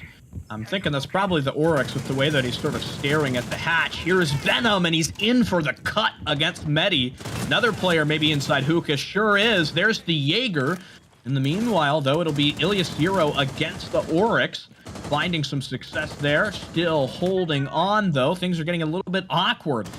Oryx strikes back against Scott here, but the ace bringing down another target. Jamil, however, could deny the plant. Maybe if he hadn't walked right into an air jab. It looks like will be the planter just up on the covered portion of the table. Nothing you can do to stop that one. And so now, really, putting the weight on Jamil. Having to now walk up cool vibes. Really tricky spot to get out of here when Auslander can just simply wait for you to approach by that staircase and hold this deadly crossfire. Someone tucked in the corner by hookah, another one near the pirate rotate. This seems nigh impossible. And Auslander, they're just falling back, really forcing the hand to Jamil. There's the swing by Venom, another one found and collected for the Ash as Auslander spot an opportunity by Aqua and take it, giving them the round. Well, that was certainly a way to get this one started. I liked the continued aggression just to get in secure control of Billiards. Auslander, despite encountering a bit of a struggle, hookah felt like it took forever to get rid of that player. They did it eventually. And more quick strike ability like that, I think, could help them. When we were talking in the pre-show, we were mentioning, this idea of the extension and playing the whole... It's always a good idea for the attackers to think, let's just skip that. If we've got this position we can get into where we can plant, and there's no way to deny it from below without, like getting a C4 and a perfect angle, and requires so much of this extra thought behind it. If you can skip through that, the offense just, why would you do anything else? Seems like for like effect, they're going with the traditional saying of, if you have a problem with your round composition, just bring traps, especially against an Ash that can be really agile and doesn't have a lot of other pro-dominant counters. The main way to just stop an aggressive attacker is just slowing them down with traps. You've got the Gersmach, which will concuss them and quite literally slow down their mobility. You've got Razor Blooms as well. Adding that with barbed wire can make a really deadly concoction there for anyone caught in that proximity. Not only that, but they also have still tons of info operators like many on the Echo. So they're going to be able to locate where Auslander are trying to attack from, and maybe that nets them a kill as well with the assistance of those traps. What do you think about the Zeros? That seemed like kind of more of an off pick to you. I'd say so, yeah. Zero's very good. However, it's not as meta as he used to be because you have other options for burn, and a lot of other operators now can bring secondary hard breach too. Well, again, speaking on that concept of playing the whole map, we've got an extension sent down here. One in security, another out towards Sunrise. Swift with the grenade. Mentioned that was definitely going to be something to look out for here. Nixolaski just, tried to walk out towards the edge of the balcony. Swift looking for the pre-aim. Knows there's one over here. Could be an easy way to lock it in. However, the Oryx will get away. In the meanwhile, though, another target felled. Like a fact, continued problems for them defensively. Hey, Venom almost scoring a kill on the player by luggage as well. He just tries to rush in, but doesn't know there's a guy close in the double door. Gremmy gets a free one onto the Ash, and now that luggage player can also survive too, meaning that going for Aqua is going to take a lot more resources out of Auslander to the point where they might just try to ignore it and go for something else. It's kind of a costly mistake. However, shouldn't be too much of a issue in the big picture. Still have the advantage. Still have a decent amount of util to pour in here. The Echo might be more of a power player than you think. Leave him alive into the late game, and it could prompt some issues. However, the biggest problem is, if the Echo's the only one left and you got a minute and 20 seconds, it doesn't matter how much time how many Echo Yokais you got up, because it's not enough time to deny it. There will be the confirmation against the Oryx. Still a battle for control of the big window rappel as Scott continues to lay waste to this player inside hookah. Gremmy pops up for a kill against Scott. That could be the one saving grace here to try to get some extra space. Here's a double ticket, a peek in. However, a sudden response by Sad Betchy. The Echo now is kind of into his element. He's got that range to get against his opponents here. The Yokai could be perfect for denial and nearly had the kill there. A charge forward from the Iana. The Echo trying to remain tall. However, he can only get the first kill. The Iana will elude him. The offense have got 2 in a row. Solid wall bang by the Iana, and also a bit of a risky gamble there, trying to get the diffuser away from the bomb chassis and looking to plant a bit closer towards that rotate. It seemed a bit risky, but again, it paid off. The Iana was in a better position to probably avoid the Yokai in case it expects that default spot, and also closes the gap against where the Echo's actually playing at. Gun up, granting Auslander a second round win. And unfortunately, those traps just simply were not enough to really slow down Auslander in any meaningful way. The only real issue we saw was maybe Venom dying because he just barged into Aqua once again, like he did last time, but not from luggage and instead the exterior side of the map. But you still had someone going big window. You had 2 people instead take the place of Aqua, now forcing away the person pardoned by luggage, and that person we saw earlier who was aggressive in hookah, they now can't sit there because, again, there's someone big window. So there was still a lot of accountability there by Auslander, just off the fact they had common positions held. I don't know what Venom thought there. He was just trying to get in before the defender could even see him. But unfortunately, Ash is quick. She's not that quick. See if there is a defensive round left here before the half.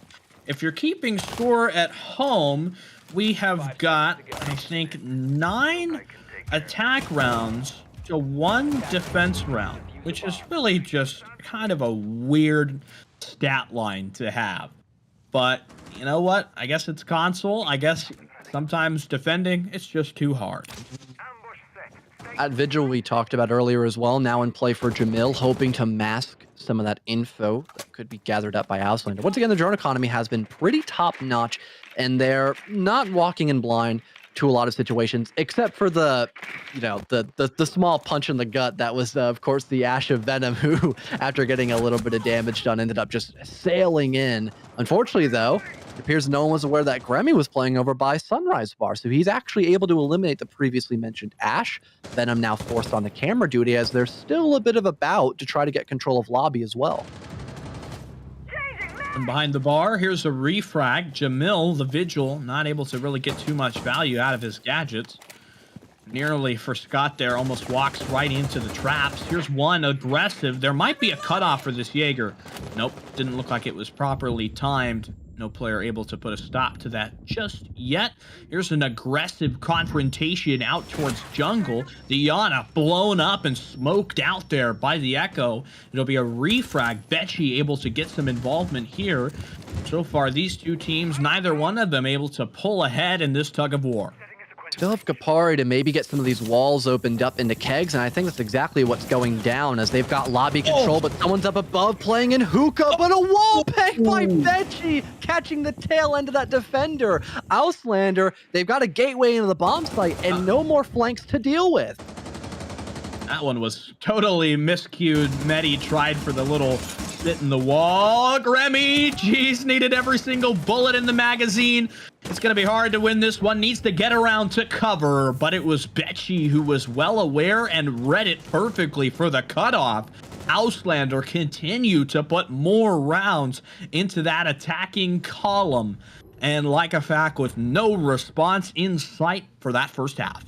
Unfortunately, just not having any vertical to maybe stop a plant from going down, if that were to be the case for Team Auslander. That and just losing their roamers in general on both the top floor and regular floor too, that really did them in. Getting that lobby control was the key to success for Auslander so they can get that kegs wall opened up and try to go in for a service style of plant, except just not through the service doorway from the outside of the map.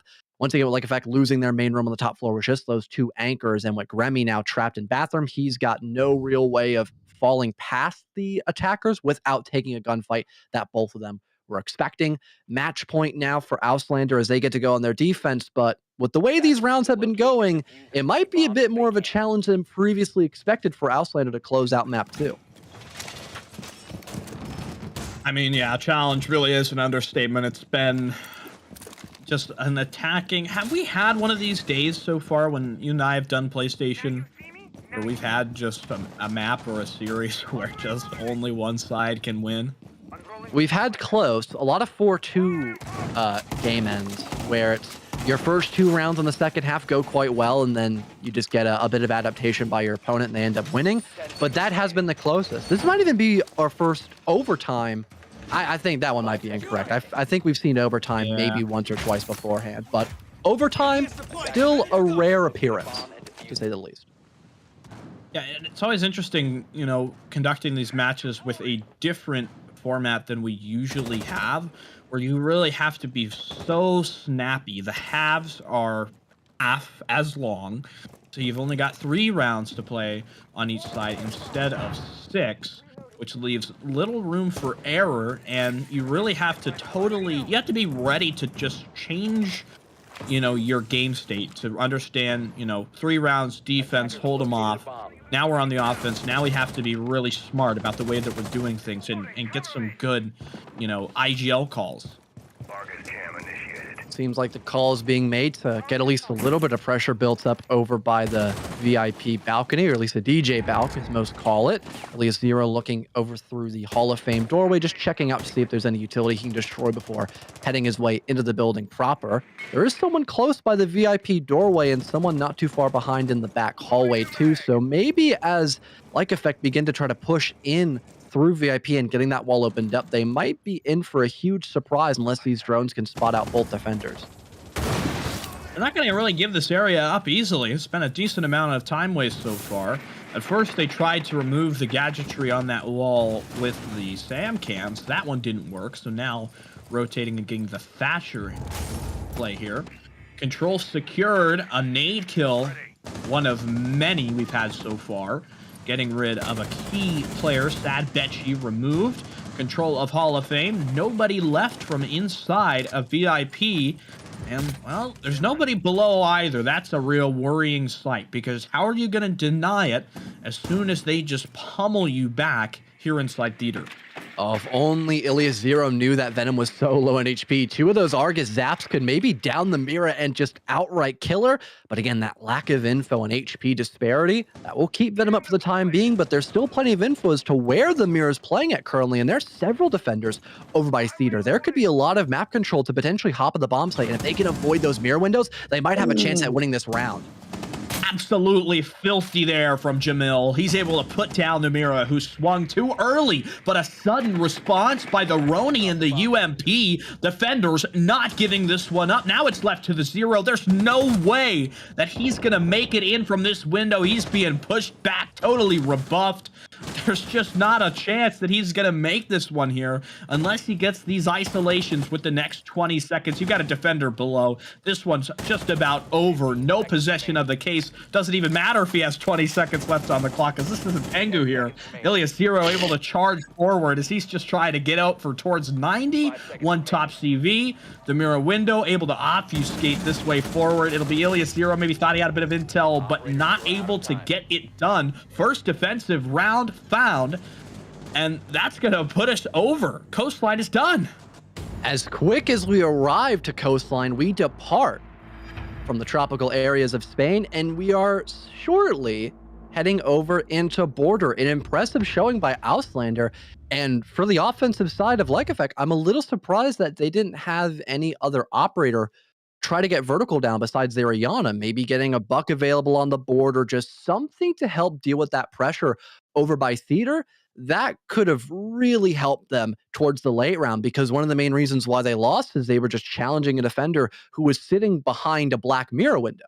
You cannot do anything against that unless you have some sort of ranged soft destruction where it's either you're opening up the flooring underneath that mirror window to break the little, gas canister that's on it, so to speak, or you have like an Ash or a Zofia charge to open up the bottom part of that mirror window so it has nothing solid to sit on top of and it just falls away. Not having anything to deal with that theater position, it really did in the offensive side of Like Effect. And again, similar to Chalet, with both teams doing so well on their attack, it already put Auslander on the right foot.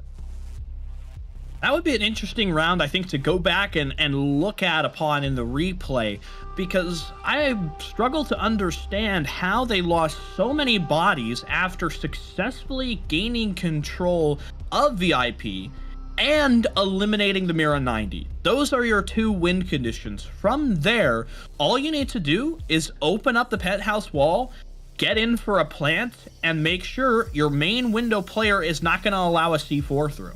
If you've got all that going, that's so simple. I remember in the comp days, we always would attack with that very same plan. When nobody's below, when you've got coverage, there's no C4 horizontally, there's no C4 vertically. There's no denial at all. Well, hopefully we'll find a little more denial heading into Border. We've seen Mira on both occasions for each map. I'm interested to see if we're going to actually have her removed on Border because she is pretty good on that map. And with both teams willing to bring her out on maps like Coastline and Chalet, it wouldn't shock me if we end up seeing her removed, but that'll just be, I guess, a question until we actually hop into map number 3, which everything now leaves to just map number 3, essentially a pseudo best of 1. And I'm really also wondering if we're going to see that repetition of just attacking win rates skyrocketing for both Like Effect and Team Houselander. Yeah.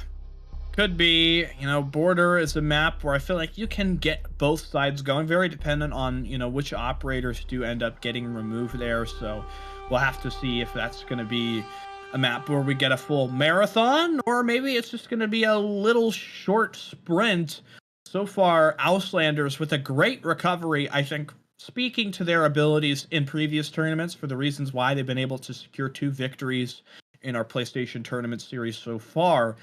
They have a big shot here to go on to Border and really prove that they can get things done. I like the way that they were able to play defensively in that first half, but it just fell at so many hurdles on the Like Effect side. For Auslanders, they had quick strike ability. They took all the elements that I mentioned in the pre-show, and they just went at it full steam, and they had it every single time. Definitely having a bigger emphasis on attacker repick, I think, is going to be a good idea for Like Effect because sure on Chalet, their same 5-man roster worked completely fine given the fact that Mute was banned. But when you're not going for specific target bans so you can run the same composition almost every single round and get away with it, then that becomes the issue you're going to have by not using attacker repick. When you get to see a little more creativity by your opponents, when you get to see a bit more variety by them, and if you don't try to adapt against that, you're going to be in big trouble. I mean, that's exactly what Like Effect did to win map 1, is they brought Amira last second. They're like, all right, well, they've been kind of struggling with the regular util clear. Let's just add more util on the top floor, maybe have more defenders holding off of a mirror window and not just a playable shield. That was the perfect remedy to win Chalet. But when that gets turned on its head and used against them, they ended up struggling because they didn't change any operators to help enable them to get vertical down besides a couple of nades here and there. So if we don't see that change, if we don't see that adaptation, I could imagine Auslander, the more veteran team, to maybe win this best of 3 after all. We'll have to see how it does pair out. And, as far as expectations go, I think maybe Like Effect just need to kind of slip in and be a little bit more comfortable, kind of play to their strengths, not get sucked into their opponent's game. As far as Border is considered, it's a map that I feel like it's been kind of played out so far. We understand the rotations. They're very simple. You're almost always on console, gonna go upstairs to armory lockers first. Then you almost always go to vent second. Customs doesn't really get a lot of love. You usually try bathroom first. Some teams will go bathroom as the primary because you can successfully defend it from the vertical if you're playing the right operators and you make sure you got reinforcements and drone stoppage in place. However, for customs, so much soft destruction that you can get from up above. And CCTV, it's one of the best defensible areas on the map. However, I feel like not a lot of people on console know the right way to go about it. And, especially for bathroom tellers, you mentioned the big if you are able to have that drone denial or just slow down the roam clear, then you can end up winning that site a lot of times. That's if we have that actually happen. We didn't see a lot of real aggressive roam extensions by both Like Effect and Auslander, unless it was just simply one roamer across the map, just doing basic roamer things, just trying to maybe Yeah. destroy a couple of drones, look for a one-on-one and see if they can win that. We didn't see anything built up off of that foundation of what roaming originally deemed or dumbs down to, I guess. I don't want to say dumbing down, but it is a simplified Yeah. version of how a roamer should be playing. If you don't have anything to really, amplify that roam, then you're going to have, Grammy go on Nook and just kill you because we saw that most of the time on Chalet. We didn't see it a lot on, Coastline, go figure, because they only had one round to attack. But with Border, I'd say Border is kind of a weird mix up between Chalet and Coastline. It's kind of a smaller, old school map, and it has a lot of the same extension ideologies as like Chalet, for example, where you're going to want to Yeah. be playing in like the same spot almost every single defensive round. That's like CCTV slash break room. You almost always want to be playing there. For Chalet, it's kind of like library slash mezzanine, where you almost want to be set up as for a defender. So if you have those very high activity spots taken care of quickly, especially if you see a zombie ban, then I really don't know what to think about how the rounds get actually played out once that break point has been pushed through. It's something where you kind of have to remain in control of CCTV. That's the Hmm. starting point for a lot of the objective clears because there's a lot of solid cover. You've got kind of the filing cabinet half wall area. You've got an Hmm. ability to get up on that kind of round table that we call banana, put a deployable up there, and as you mentioned with a zombie as well, just create so many different opportunities for angles. I feel like, if we're talking CCTV attacking that on an armory lockers round, you could go below, and it's not something that a lot of teams really explore because there's so much potential for grenades. It kind of goes back to what you were talking about on that very last round of Coastline with the potential for verticality below theater. Great way. Defenders usually pretty stationary, not really moving around a whole lot. And if you can get a quick set of grenades, that buys you so much time that as a defender, you really just can't get back. Would go a long way if we see a roamer playing over by customs, perhaps, or near detention, just to make sure no one can play underneath with those grenades. I could imagine maybe we just have the more simplistic approach of just sitting outside of break room near the two balcony positions and just, hucking in utility from there. That normally does the trick, anyways. But if you want to get a kill with those grenades and not just use it on deployable shields or keeper barriers, then you would want to go underneath. Not only that, but once your lurker deals with any problems over by break room, they can also begin to work up metal if it's an armory defense, for example, or they can go by east as well to do the same thing. Maybe there's a heavy extension over by office and fountain. Now you've got someone by top east to then help get your other attackers to deal with triple wall, for example. The list goes on. So having someone just automatically wanting to go downstairs is pretty helpful for almost any bomb site that can be played on border. So as far as operator vetoes, what are you expecting here? Because Monty Clash was banned in the first game that we had. Shield operators were allowed on Coast. They never got played. And thinking now for Border, you've got some possibilities for the Clash and the Monty, especially if you're thinking about an archives plant. I honestly don't know what to think about, ban-wise. I got it completely wrong from round number 2, Yeah. but I Um, would say yeah, unfortunately so. I could imagine we see maybe the mirror ban if we're looking for something that's new, technically speaking. Also, in a zombie would make sense. Again, this is one of her best maps. She's a good operator, period, but you see her a lot on border, so you can prolong those default extensions you do every single round, like break room, for example, slash CCTV, where you get some key barriers or by banana, maybe have one put for your fallback when you head through 90 hallway slash dropping down through catwalk, and then you set back up into the bomb site. Stuff like that is very common on border. So I wouldn't be shocked if we seen a zombie ban since both teams are willing to bring her out, and that would just, boost their extensions by a lot.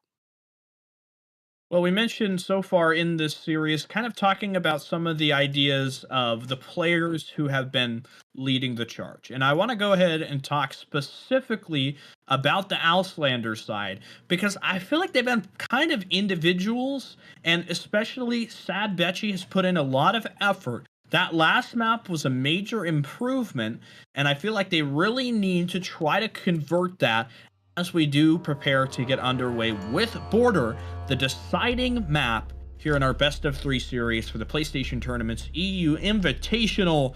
$1,000 on the line. If you want it, win Border. It's that simple.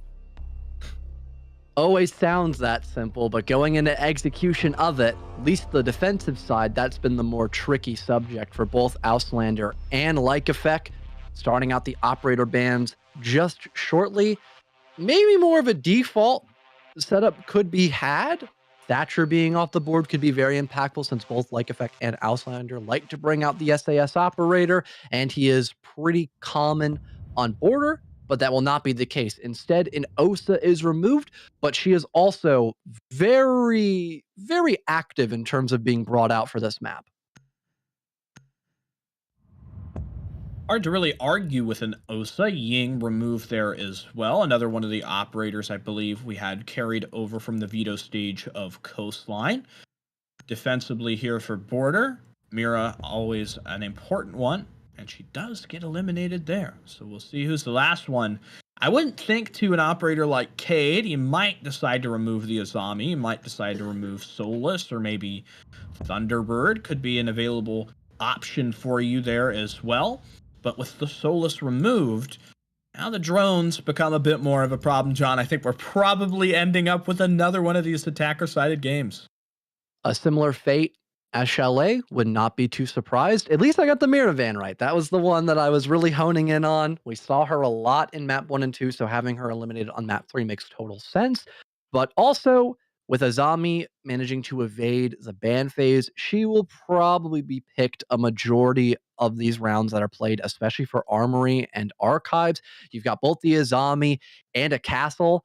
Not only that, but Jamil is going to be hard rocking the mute, at least for right now. That doesn't surprise me. He's very good, not only for just this site in general, but drone denial, something we talked about frequently. That wasn't a main, I guess, priority for either Lycovac and Auslander. But now realizing that drones have been up for far too long on the attack, they want to bring an operator that's going to be really solid against them.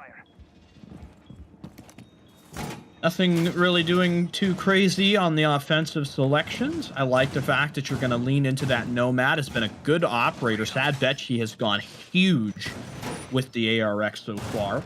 For the Lycovac side, kind of bunkering it up with the Castle and the Azami. Really make this one a stronghold that you're going to have to fight and tear your way through. Thinking about the attacking utility reserves. Only got 2 operators. Well, actually, just the one with frag grenades. I don't really count breaching charges as soft destruction. So I'm thinking you might be a little limited when you're going to face 3 castle barricades, which, then the breaching charges are applicable. But also, 6, 7, however many kunais Azami has for only 2 grenades. That's not enough. Yeah, not bringing out the Zophor and Ash, it seems to be an issue, especially against this composition. And like you mentioned, basically only having grenades to break the castle barricades too, that's going to be an even bigger problem. Yeah, Swift is going to be here for a long time, giving away his intentions, quite obviously, just breaking open this castle barricade with the front end of his gun. Seems like Betchy might be looking in for a tight little angle to spot anyone getting a bit too aggressive by break room, but so far no defender to spot out. It's still the 5 versus 5, but I am a little shocked that no one's playing by catwalk, as that tends to be a pretty normal spot for someone to at least set up early in the run. Oh, here we go. This is what I talked about. Possibility for nades, but the timing, the Castle, he dove deeper into the back, and here's the run out, a big play by Nick Solaski. He is able to absolutely rifle away your hard breaching duo ship. Now you're going to be in a real tough situation. He gets traded out, but not until after dealing a massive portion of HP off of the Nomad. And now you've got to run into this dungeon of utility deployment. Yeah, the Nomad just stood no chance. Mendy will finally put down Betchy, who was so low on HP, and now Auslander are just as low as options as their Nomad was on health. This is not a good sight for Auslander whatsoever.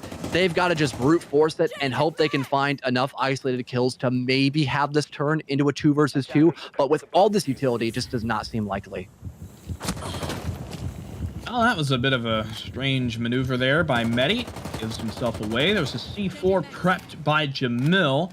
No immediate hop-in.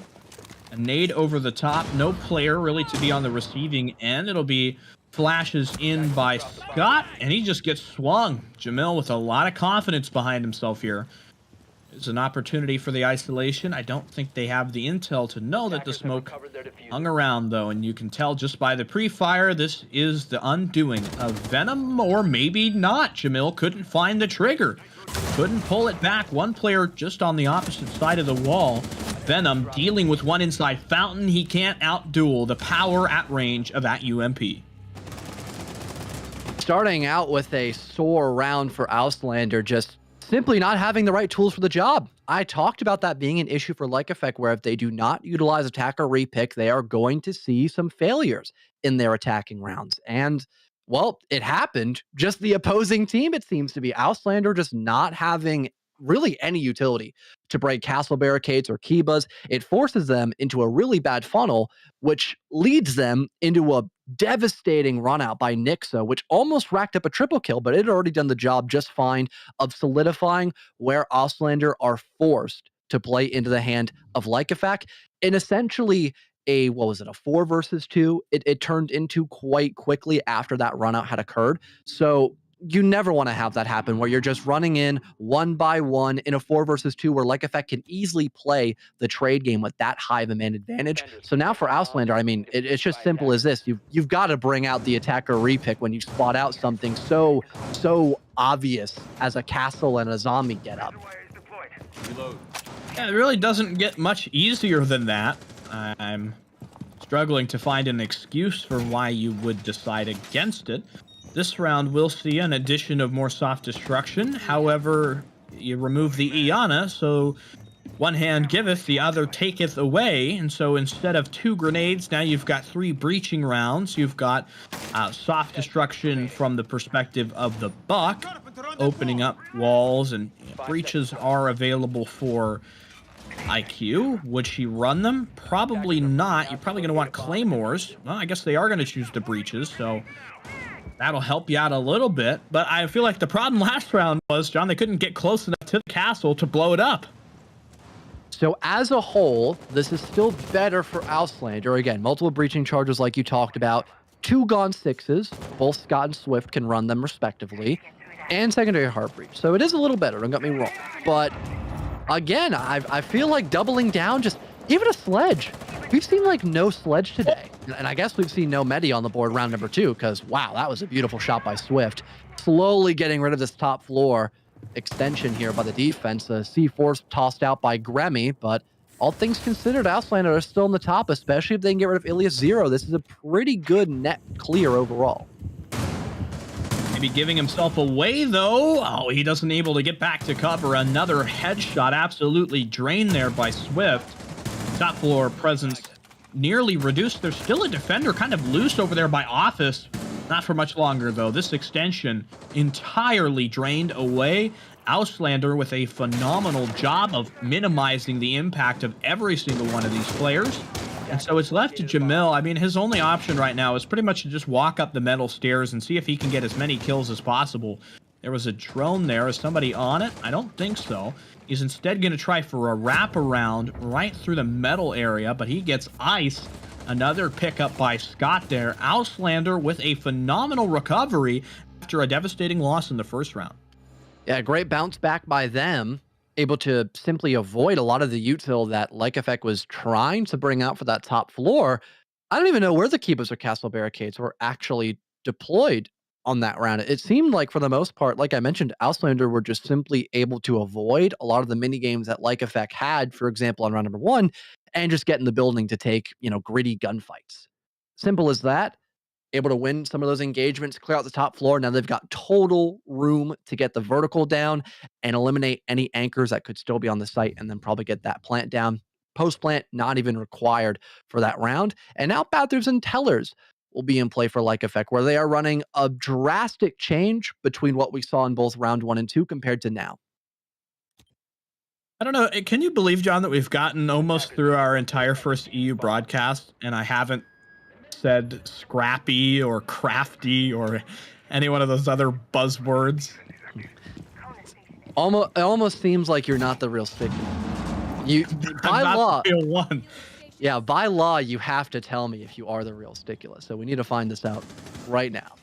Are you a doppelganger? I'm not. You are not an active. You're not an active skinwalker that's on the broadcast trying to pose as the Sticula.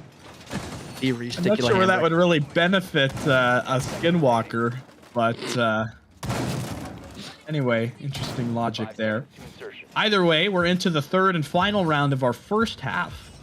I like the Jackal here. Auslander with some extra oomph behind their clear. The Pulse is a cool addition as well. Maybe there's not a lot of opportunities for C4 kills you can get from below, but it's always helpful to know kind of vaguely which attackers are in which areas. You know, maybe that gives some extra intel that helps somebody like Gremmy or Ilias Zero get a pick off. So far for Auslander, they're just doing the basic info gathering phase of the action phase. So far, no defenders to spot out just yet, but they see a couple of walls reinforced, so maybe not expecting as heavy of a, I guess, embellishment in this top floor. It's only the Thunderbird to locate so far over by Office and Fountain. And with no one playing by Break Room, I could imagine the rest of the offense will begin to close in on this one defender, maybe catch him off guard, but no, Betchy wasn't even looking the right direction. They were expecting someone down below into Tellers, and Ilias Zero just hits the drive-by on him and can now fall back down towards East Stairs. Ooh. Wow, that one is kind of a rough start. Oh, the timing was almost perfect there. I think maybe just getting scared by the drone a little bit into not deciding for the peak. We'll just have that confirmation that the player did indeed sink back down to the objective. Nearly found out there. No, running out of ammunition. The G36 goes dry, and the opportunity will slip right through Kapari's fingers. Seems like they're aware as a player by passport. Yeah, but Inox ping giving away their position completely now. Ash Charge opening up that double wall, a second one for good measure. Now there's no safe spots to hide, but they somehow dodge the Ash even longer than anticipated. Eventually, Medi gets shut down, but man, did that buy some serious time. That was kind of a strange situation there, but not a spot you'd want to be in. Medi just pushed around, essentially. One out towards Customs. It's sort of a loose roam. Always difficult to play within this objective, so you'd instead rather play the horizontal side. Don't think Auslander really have much of a solid grasp when it comes to pushing away these players. A kill here against the Thunderbird would go well to help them. The reload. Swift, what? He just drops down. Tries to go crazy. That one more of a dud than anything, but maybe a sort of illusion to cover the plant coming down from Kapari. Not enough time. Not able to complete it. Nick Zolaski from Triangle. Perfect cover by the wooden barricade, leaving Scott, who's up on the balcony, was not able to get back down there and link up with his teammates. The Jaeger able to be his undoing. Like a fact, after some initial difficulty with the Pulse, are able to pull ahead on that defense round. Yeah, that was just a wild execute attempt by Team Auslander. Maybe it was to make a bit of chaos into the mix and try to let the Ash get into the bomb site for free and try to get that diffuser down. You could tell they weren't even planting in the so-called default spot when you get courtyard control to maybe avoid some of those angles held by Customs. But eventually, once the threat was assessed and dealt with over by Bathroom, everyone just reaverted their eyes onto Tellers and they realized, oh, there's a plant going down. They shut down the Ash, and now that leaves just the player on the top floor, not even able to refrag in time. So they're stuck in a 1v4 and no time left to really bring that round back in the favor of Auslander. They're at the disadvantage once again, but at least they're on the defense, which so far has been a little more favorable. This is the most defensive round wins we've seen in an entire map so far, Reese. And that's been two, just two. Wow. That's a lot. Attackers need That's to almost locate too much to handle, John. 2 defensive round victories. Just taken away by those stats. Just really speak for themselves. They do. And it's those 2 rounds defensively that really help Lycofac look good at the end of the first half. Stepping into the second, only need 2 more rounds in their column, and they'll walk home with $1,000 more in the prize money and put Auslander out of the running to win a 3rd event here in our PlayStation tournaments cycle so far. 5 seconds That would remaining. be Auslander attempting to rival, of course, Bing Bong, our NA team, who is the dynastic leader who has won every single event so far in one shape or another. Still a little bit of work to do if Auslander wanted to creep back up on that one. What's going on over there? Somebody in that tower? Yeah, Watt tower? Yeah, the west spawn where you can get up on that little elevated staircase. Yeah. On the rare occasion, that can net you a kill. It almost did for Medi, but Venom will endure most of the pain and still be alive to talk about it later. Maybe utilize that C4, which there are multiple of. 4 in total for Auslander, so they really want to make sure that no type of plant situation will occur for Lycofac, as I could imagine that might be the name of the game. They've got at least the Grim or Gridlock part to make a ton of space, but that might not even matter if they can't even clear up these roamers. I don't know how Scott's not dead. He definitely should have been eliminated there. Venom tucked in this corner. Oh, but it was read out by Medi. Could be a second double kill. See if that does end up. No, he's going to step away and maybe try to push up Metal here.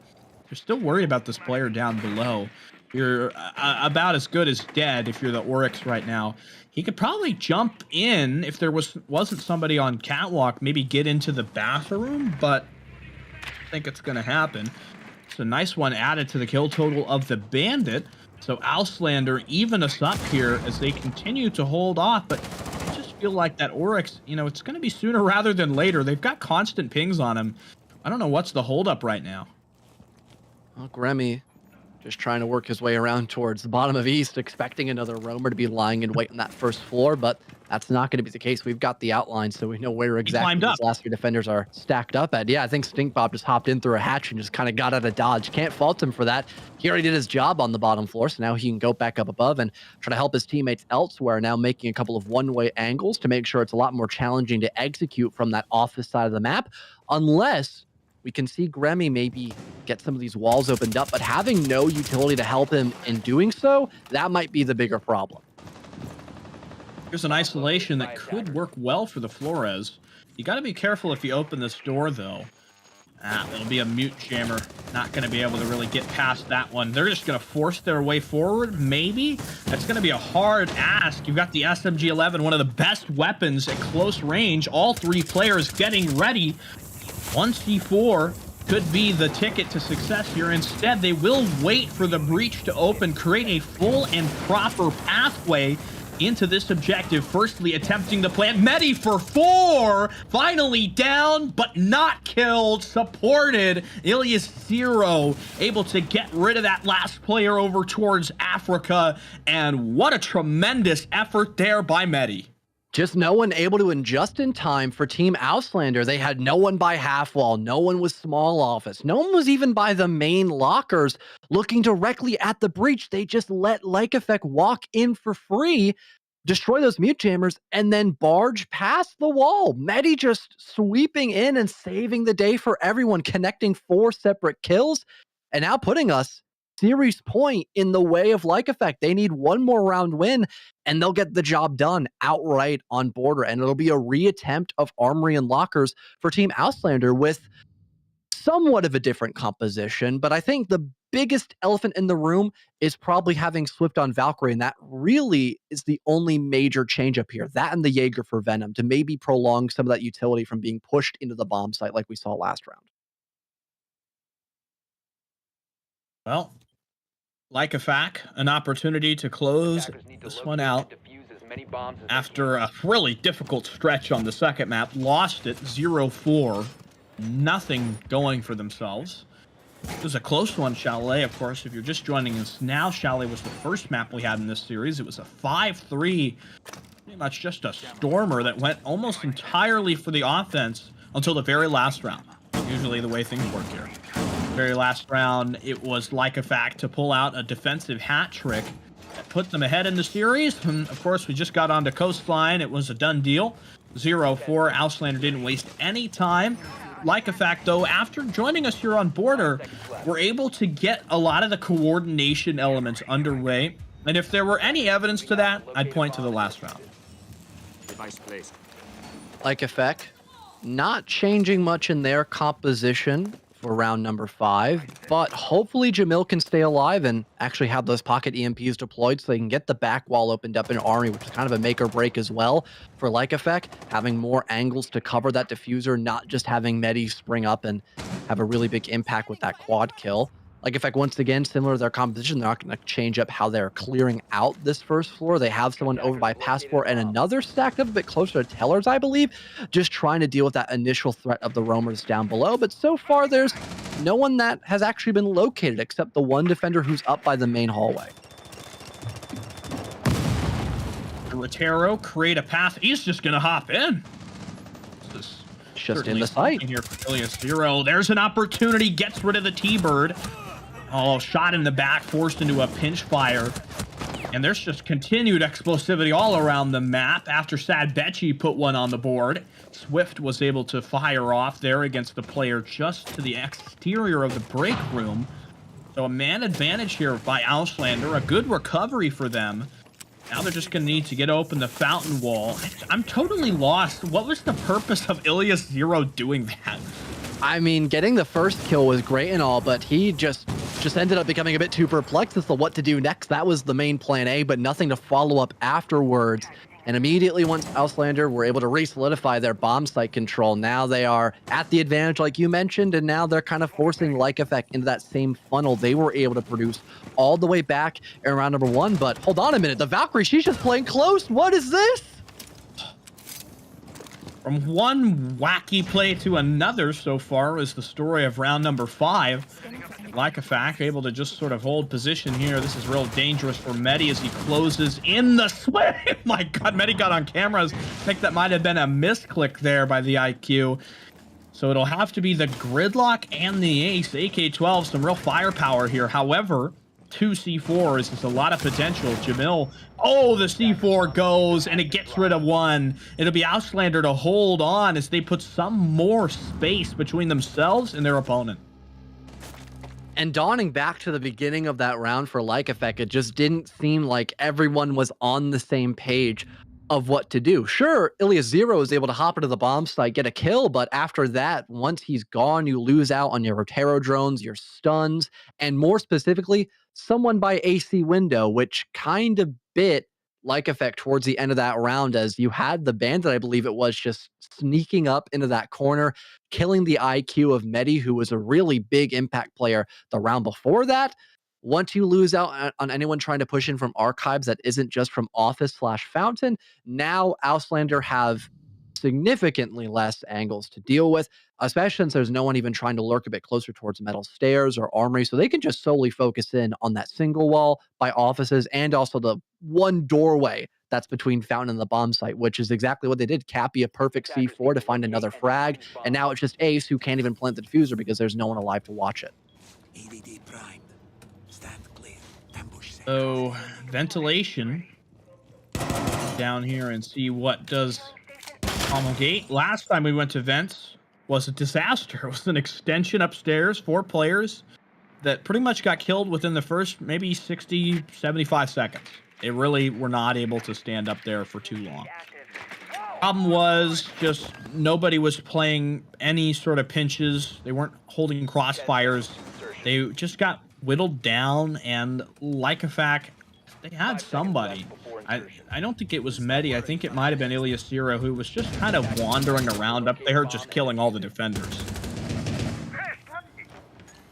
We talked about the struggles of playing on this ventilation bomb site as a defender. If you've got someone who can really work that vertical, then trying to anchor is basically impossible. But for Like Effect, they have no vertical players. they don't have any gadgets to work the vertical except maybe an exothermic charge, but Gremmy's already deployed one.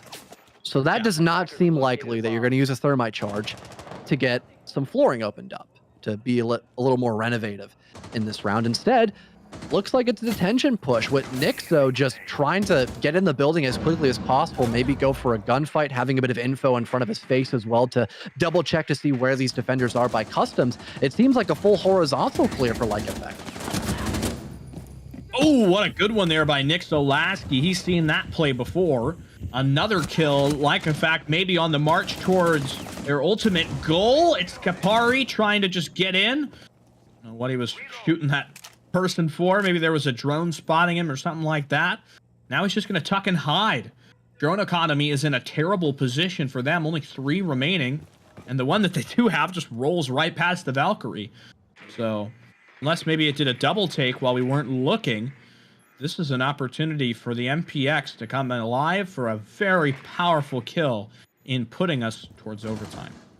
So we've got to worry about those Capcan traps as well. The Valkyrie aggressive once again, but Kapari not missing those vital shots. C4 dipped over the metal detector too, and it lights up Jamil's HP. Now rather low. There's still a Finka boost available, but here's the aggression once again for Kapari, but now it's just the Valkyrie in a 1 versus 2, and he's shut down by Medi, just hailing into the bomb site with that LMG. Such a potent weapon in the right hands, claiming the victors of the EU finals, going the way of Like Effect. They upset the Titans of Auslander today.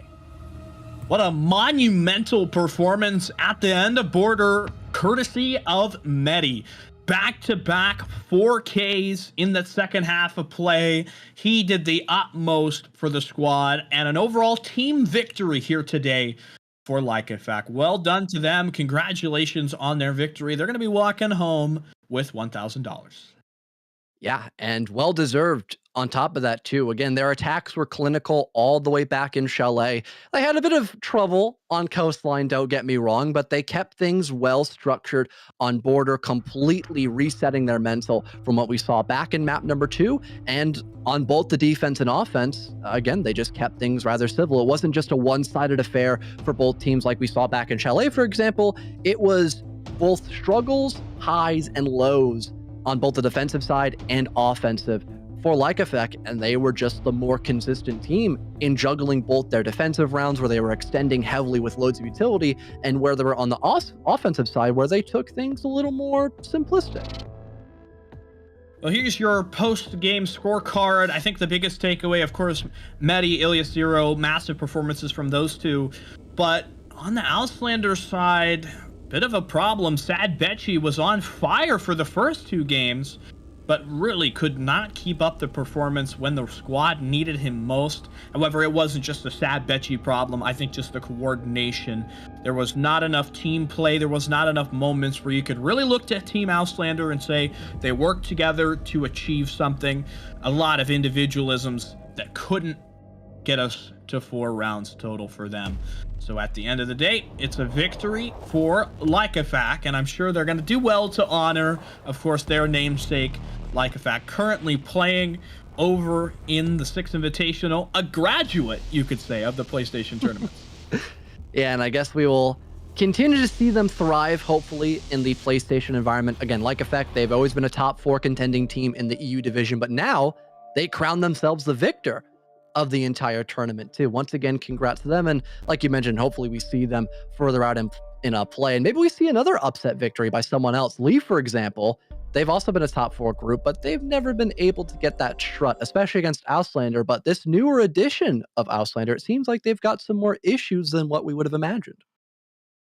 Well, with that being said, before we let you go, we do have a few special messages for you. So we want to, of course, let you know about how you can work your way in to compete in our PlayStation tournaments. It's real simple. All you got to do is go to compete.playstation.com, where we've got a dashboard of all of our different events and games covered by the PlayStation tournaments ecosystem. We have fighting games, we have sports games, we've got Rainbow Six Siege, which is, of course, our personal favorite between me and John, but a lot of opportunities. So go ahead and head to compete.playstation.com and check out if we've got a game that you think you're pretty good at.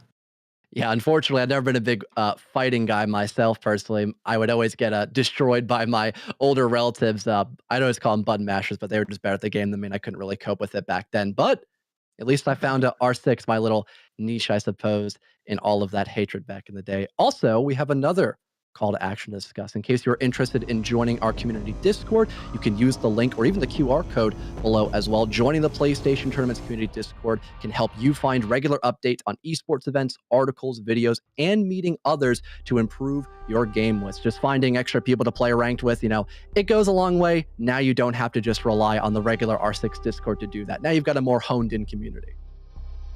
Go, and I'll give you a special objective. If you do go ahead and join the PlayStation Tournaments Discord, go to the general chat and at me at Sticula in chat, and I will say hello. So if you're going to join us there, jump into the Discord. With that being said, it does bring us to the end of our coverage here for the EU portion of today. We have another set of winnings to be dished out, of course, later with our NA Invitational, which is always a real hoot. So show up then at 9 p.m. EST, where you'll be seeing more Rainbow Six Siege action. Until then, I've been Reese Hambrick, joined by Jonathan Seach. We'll see you next time.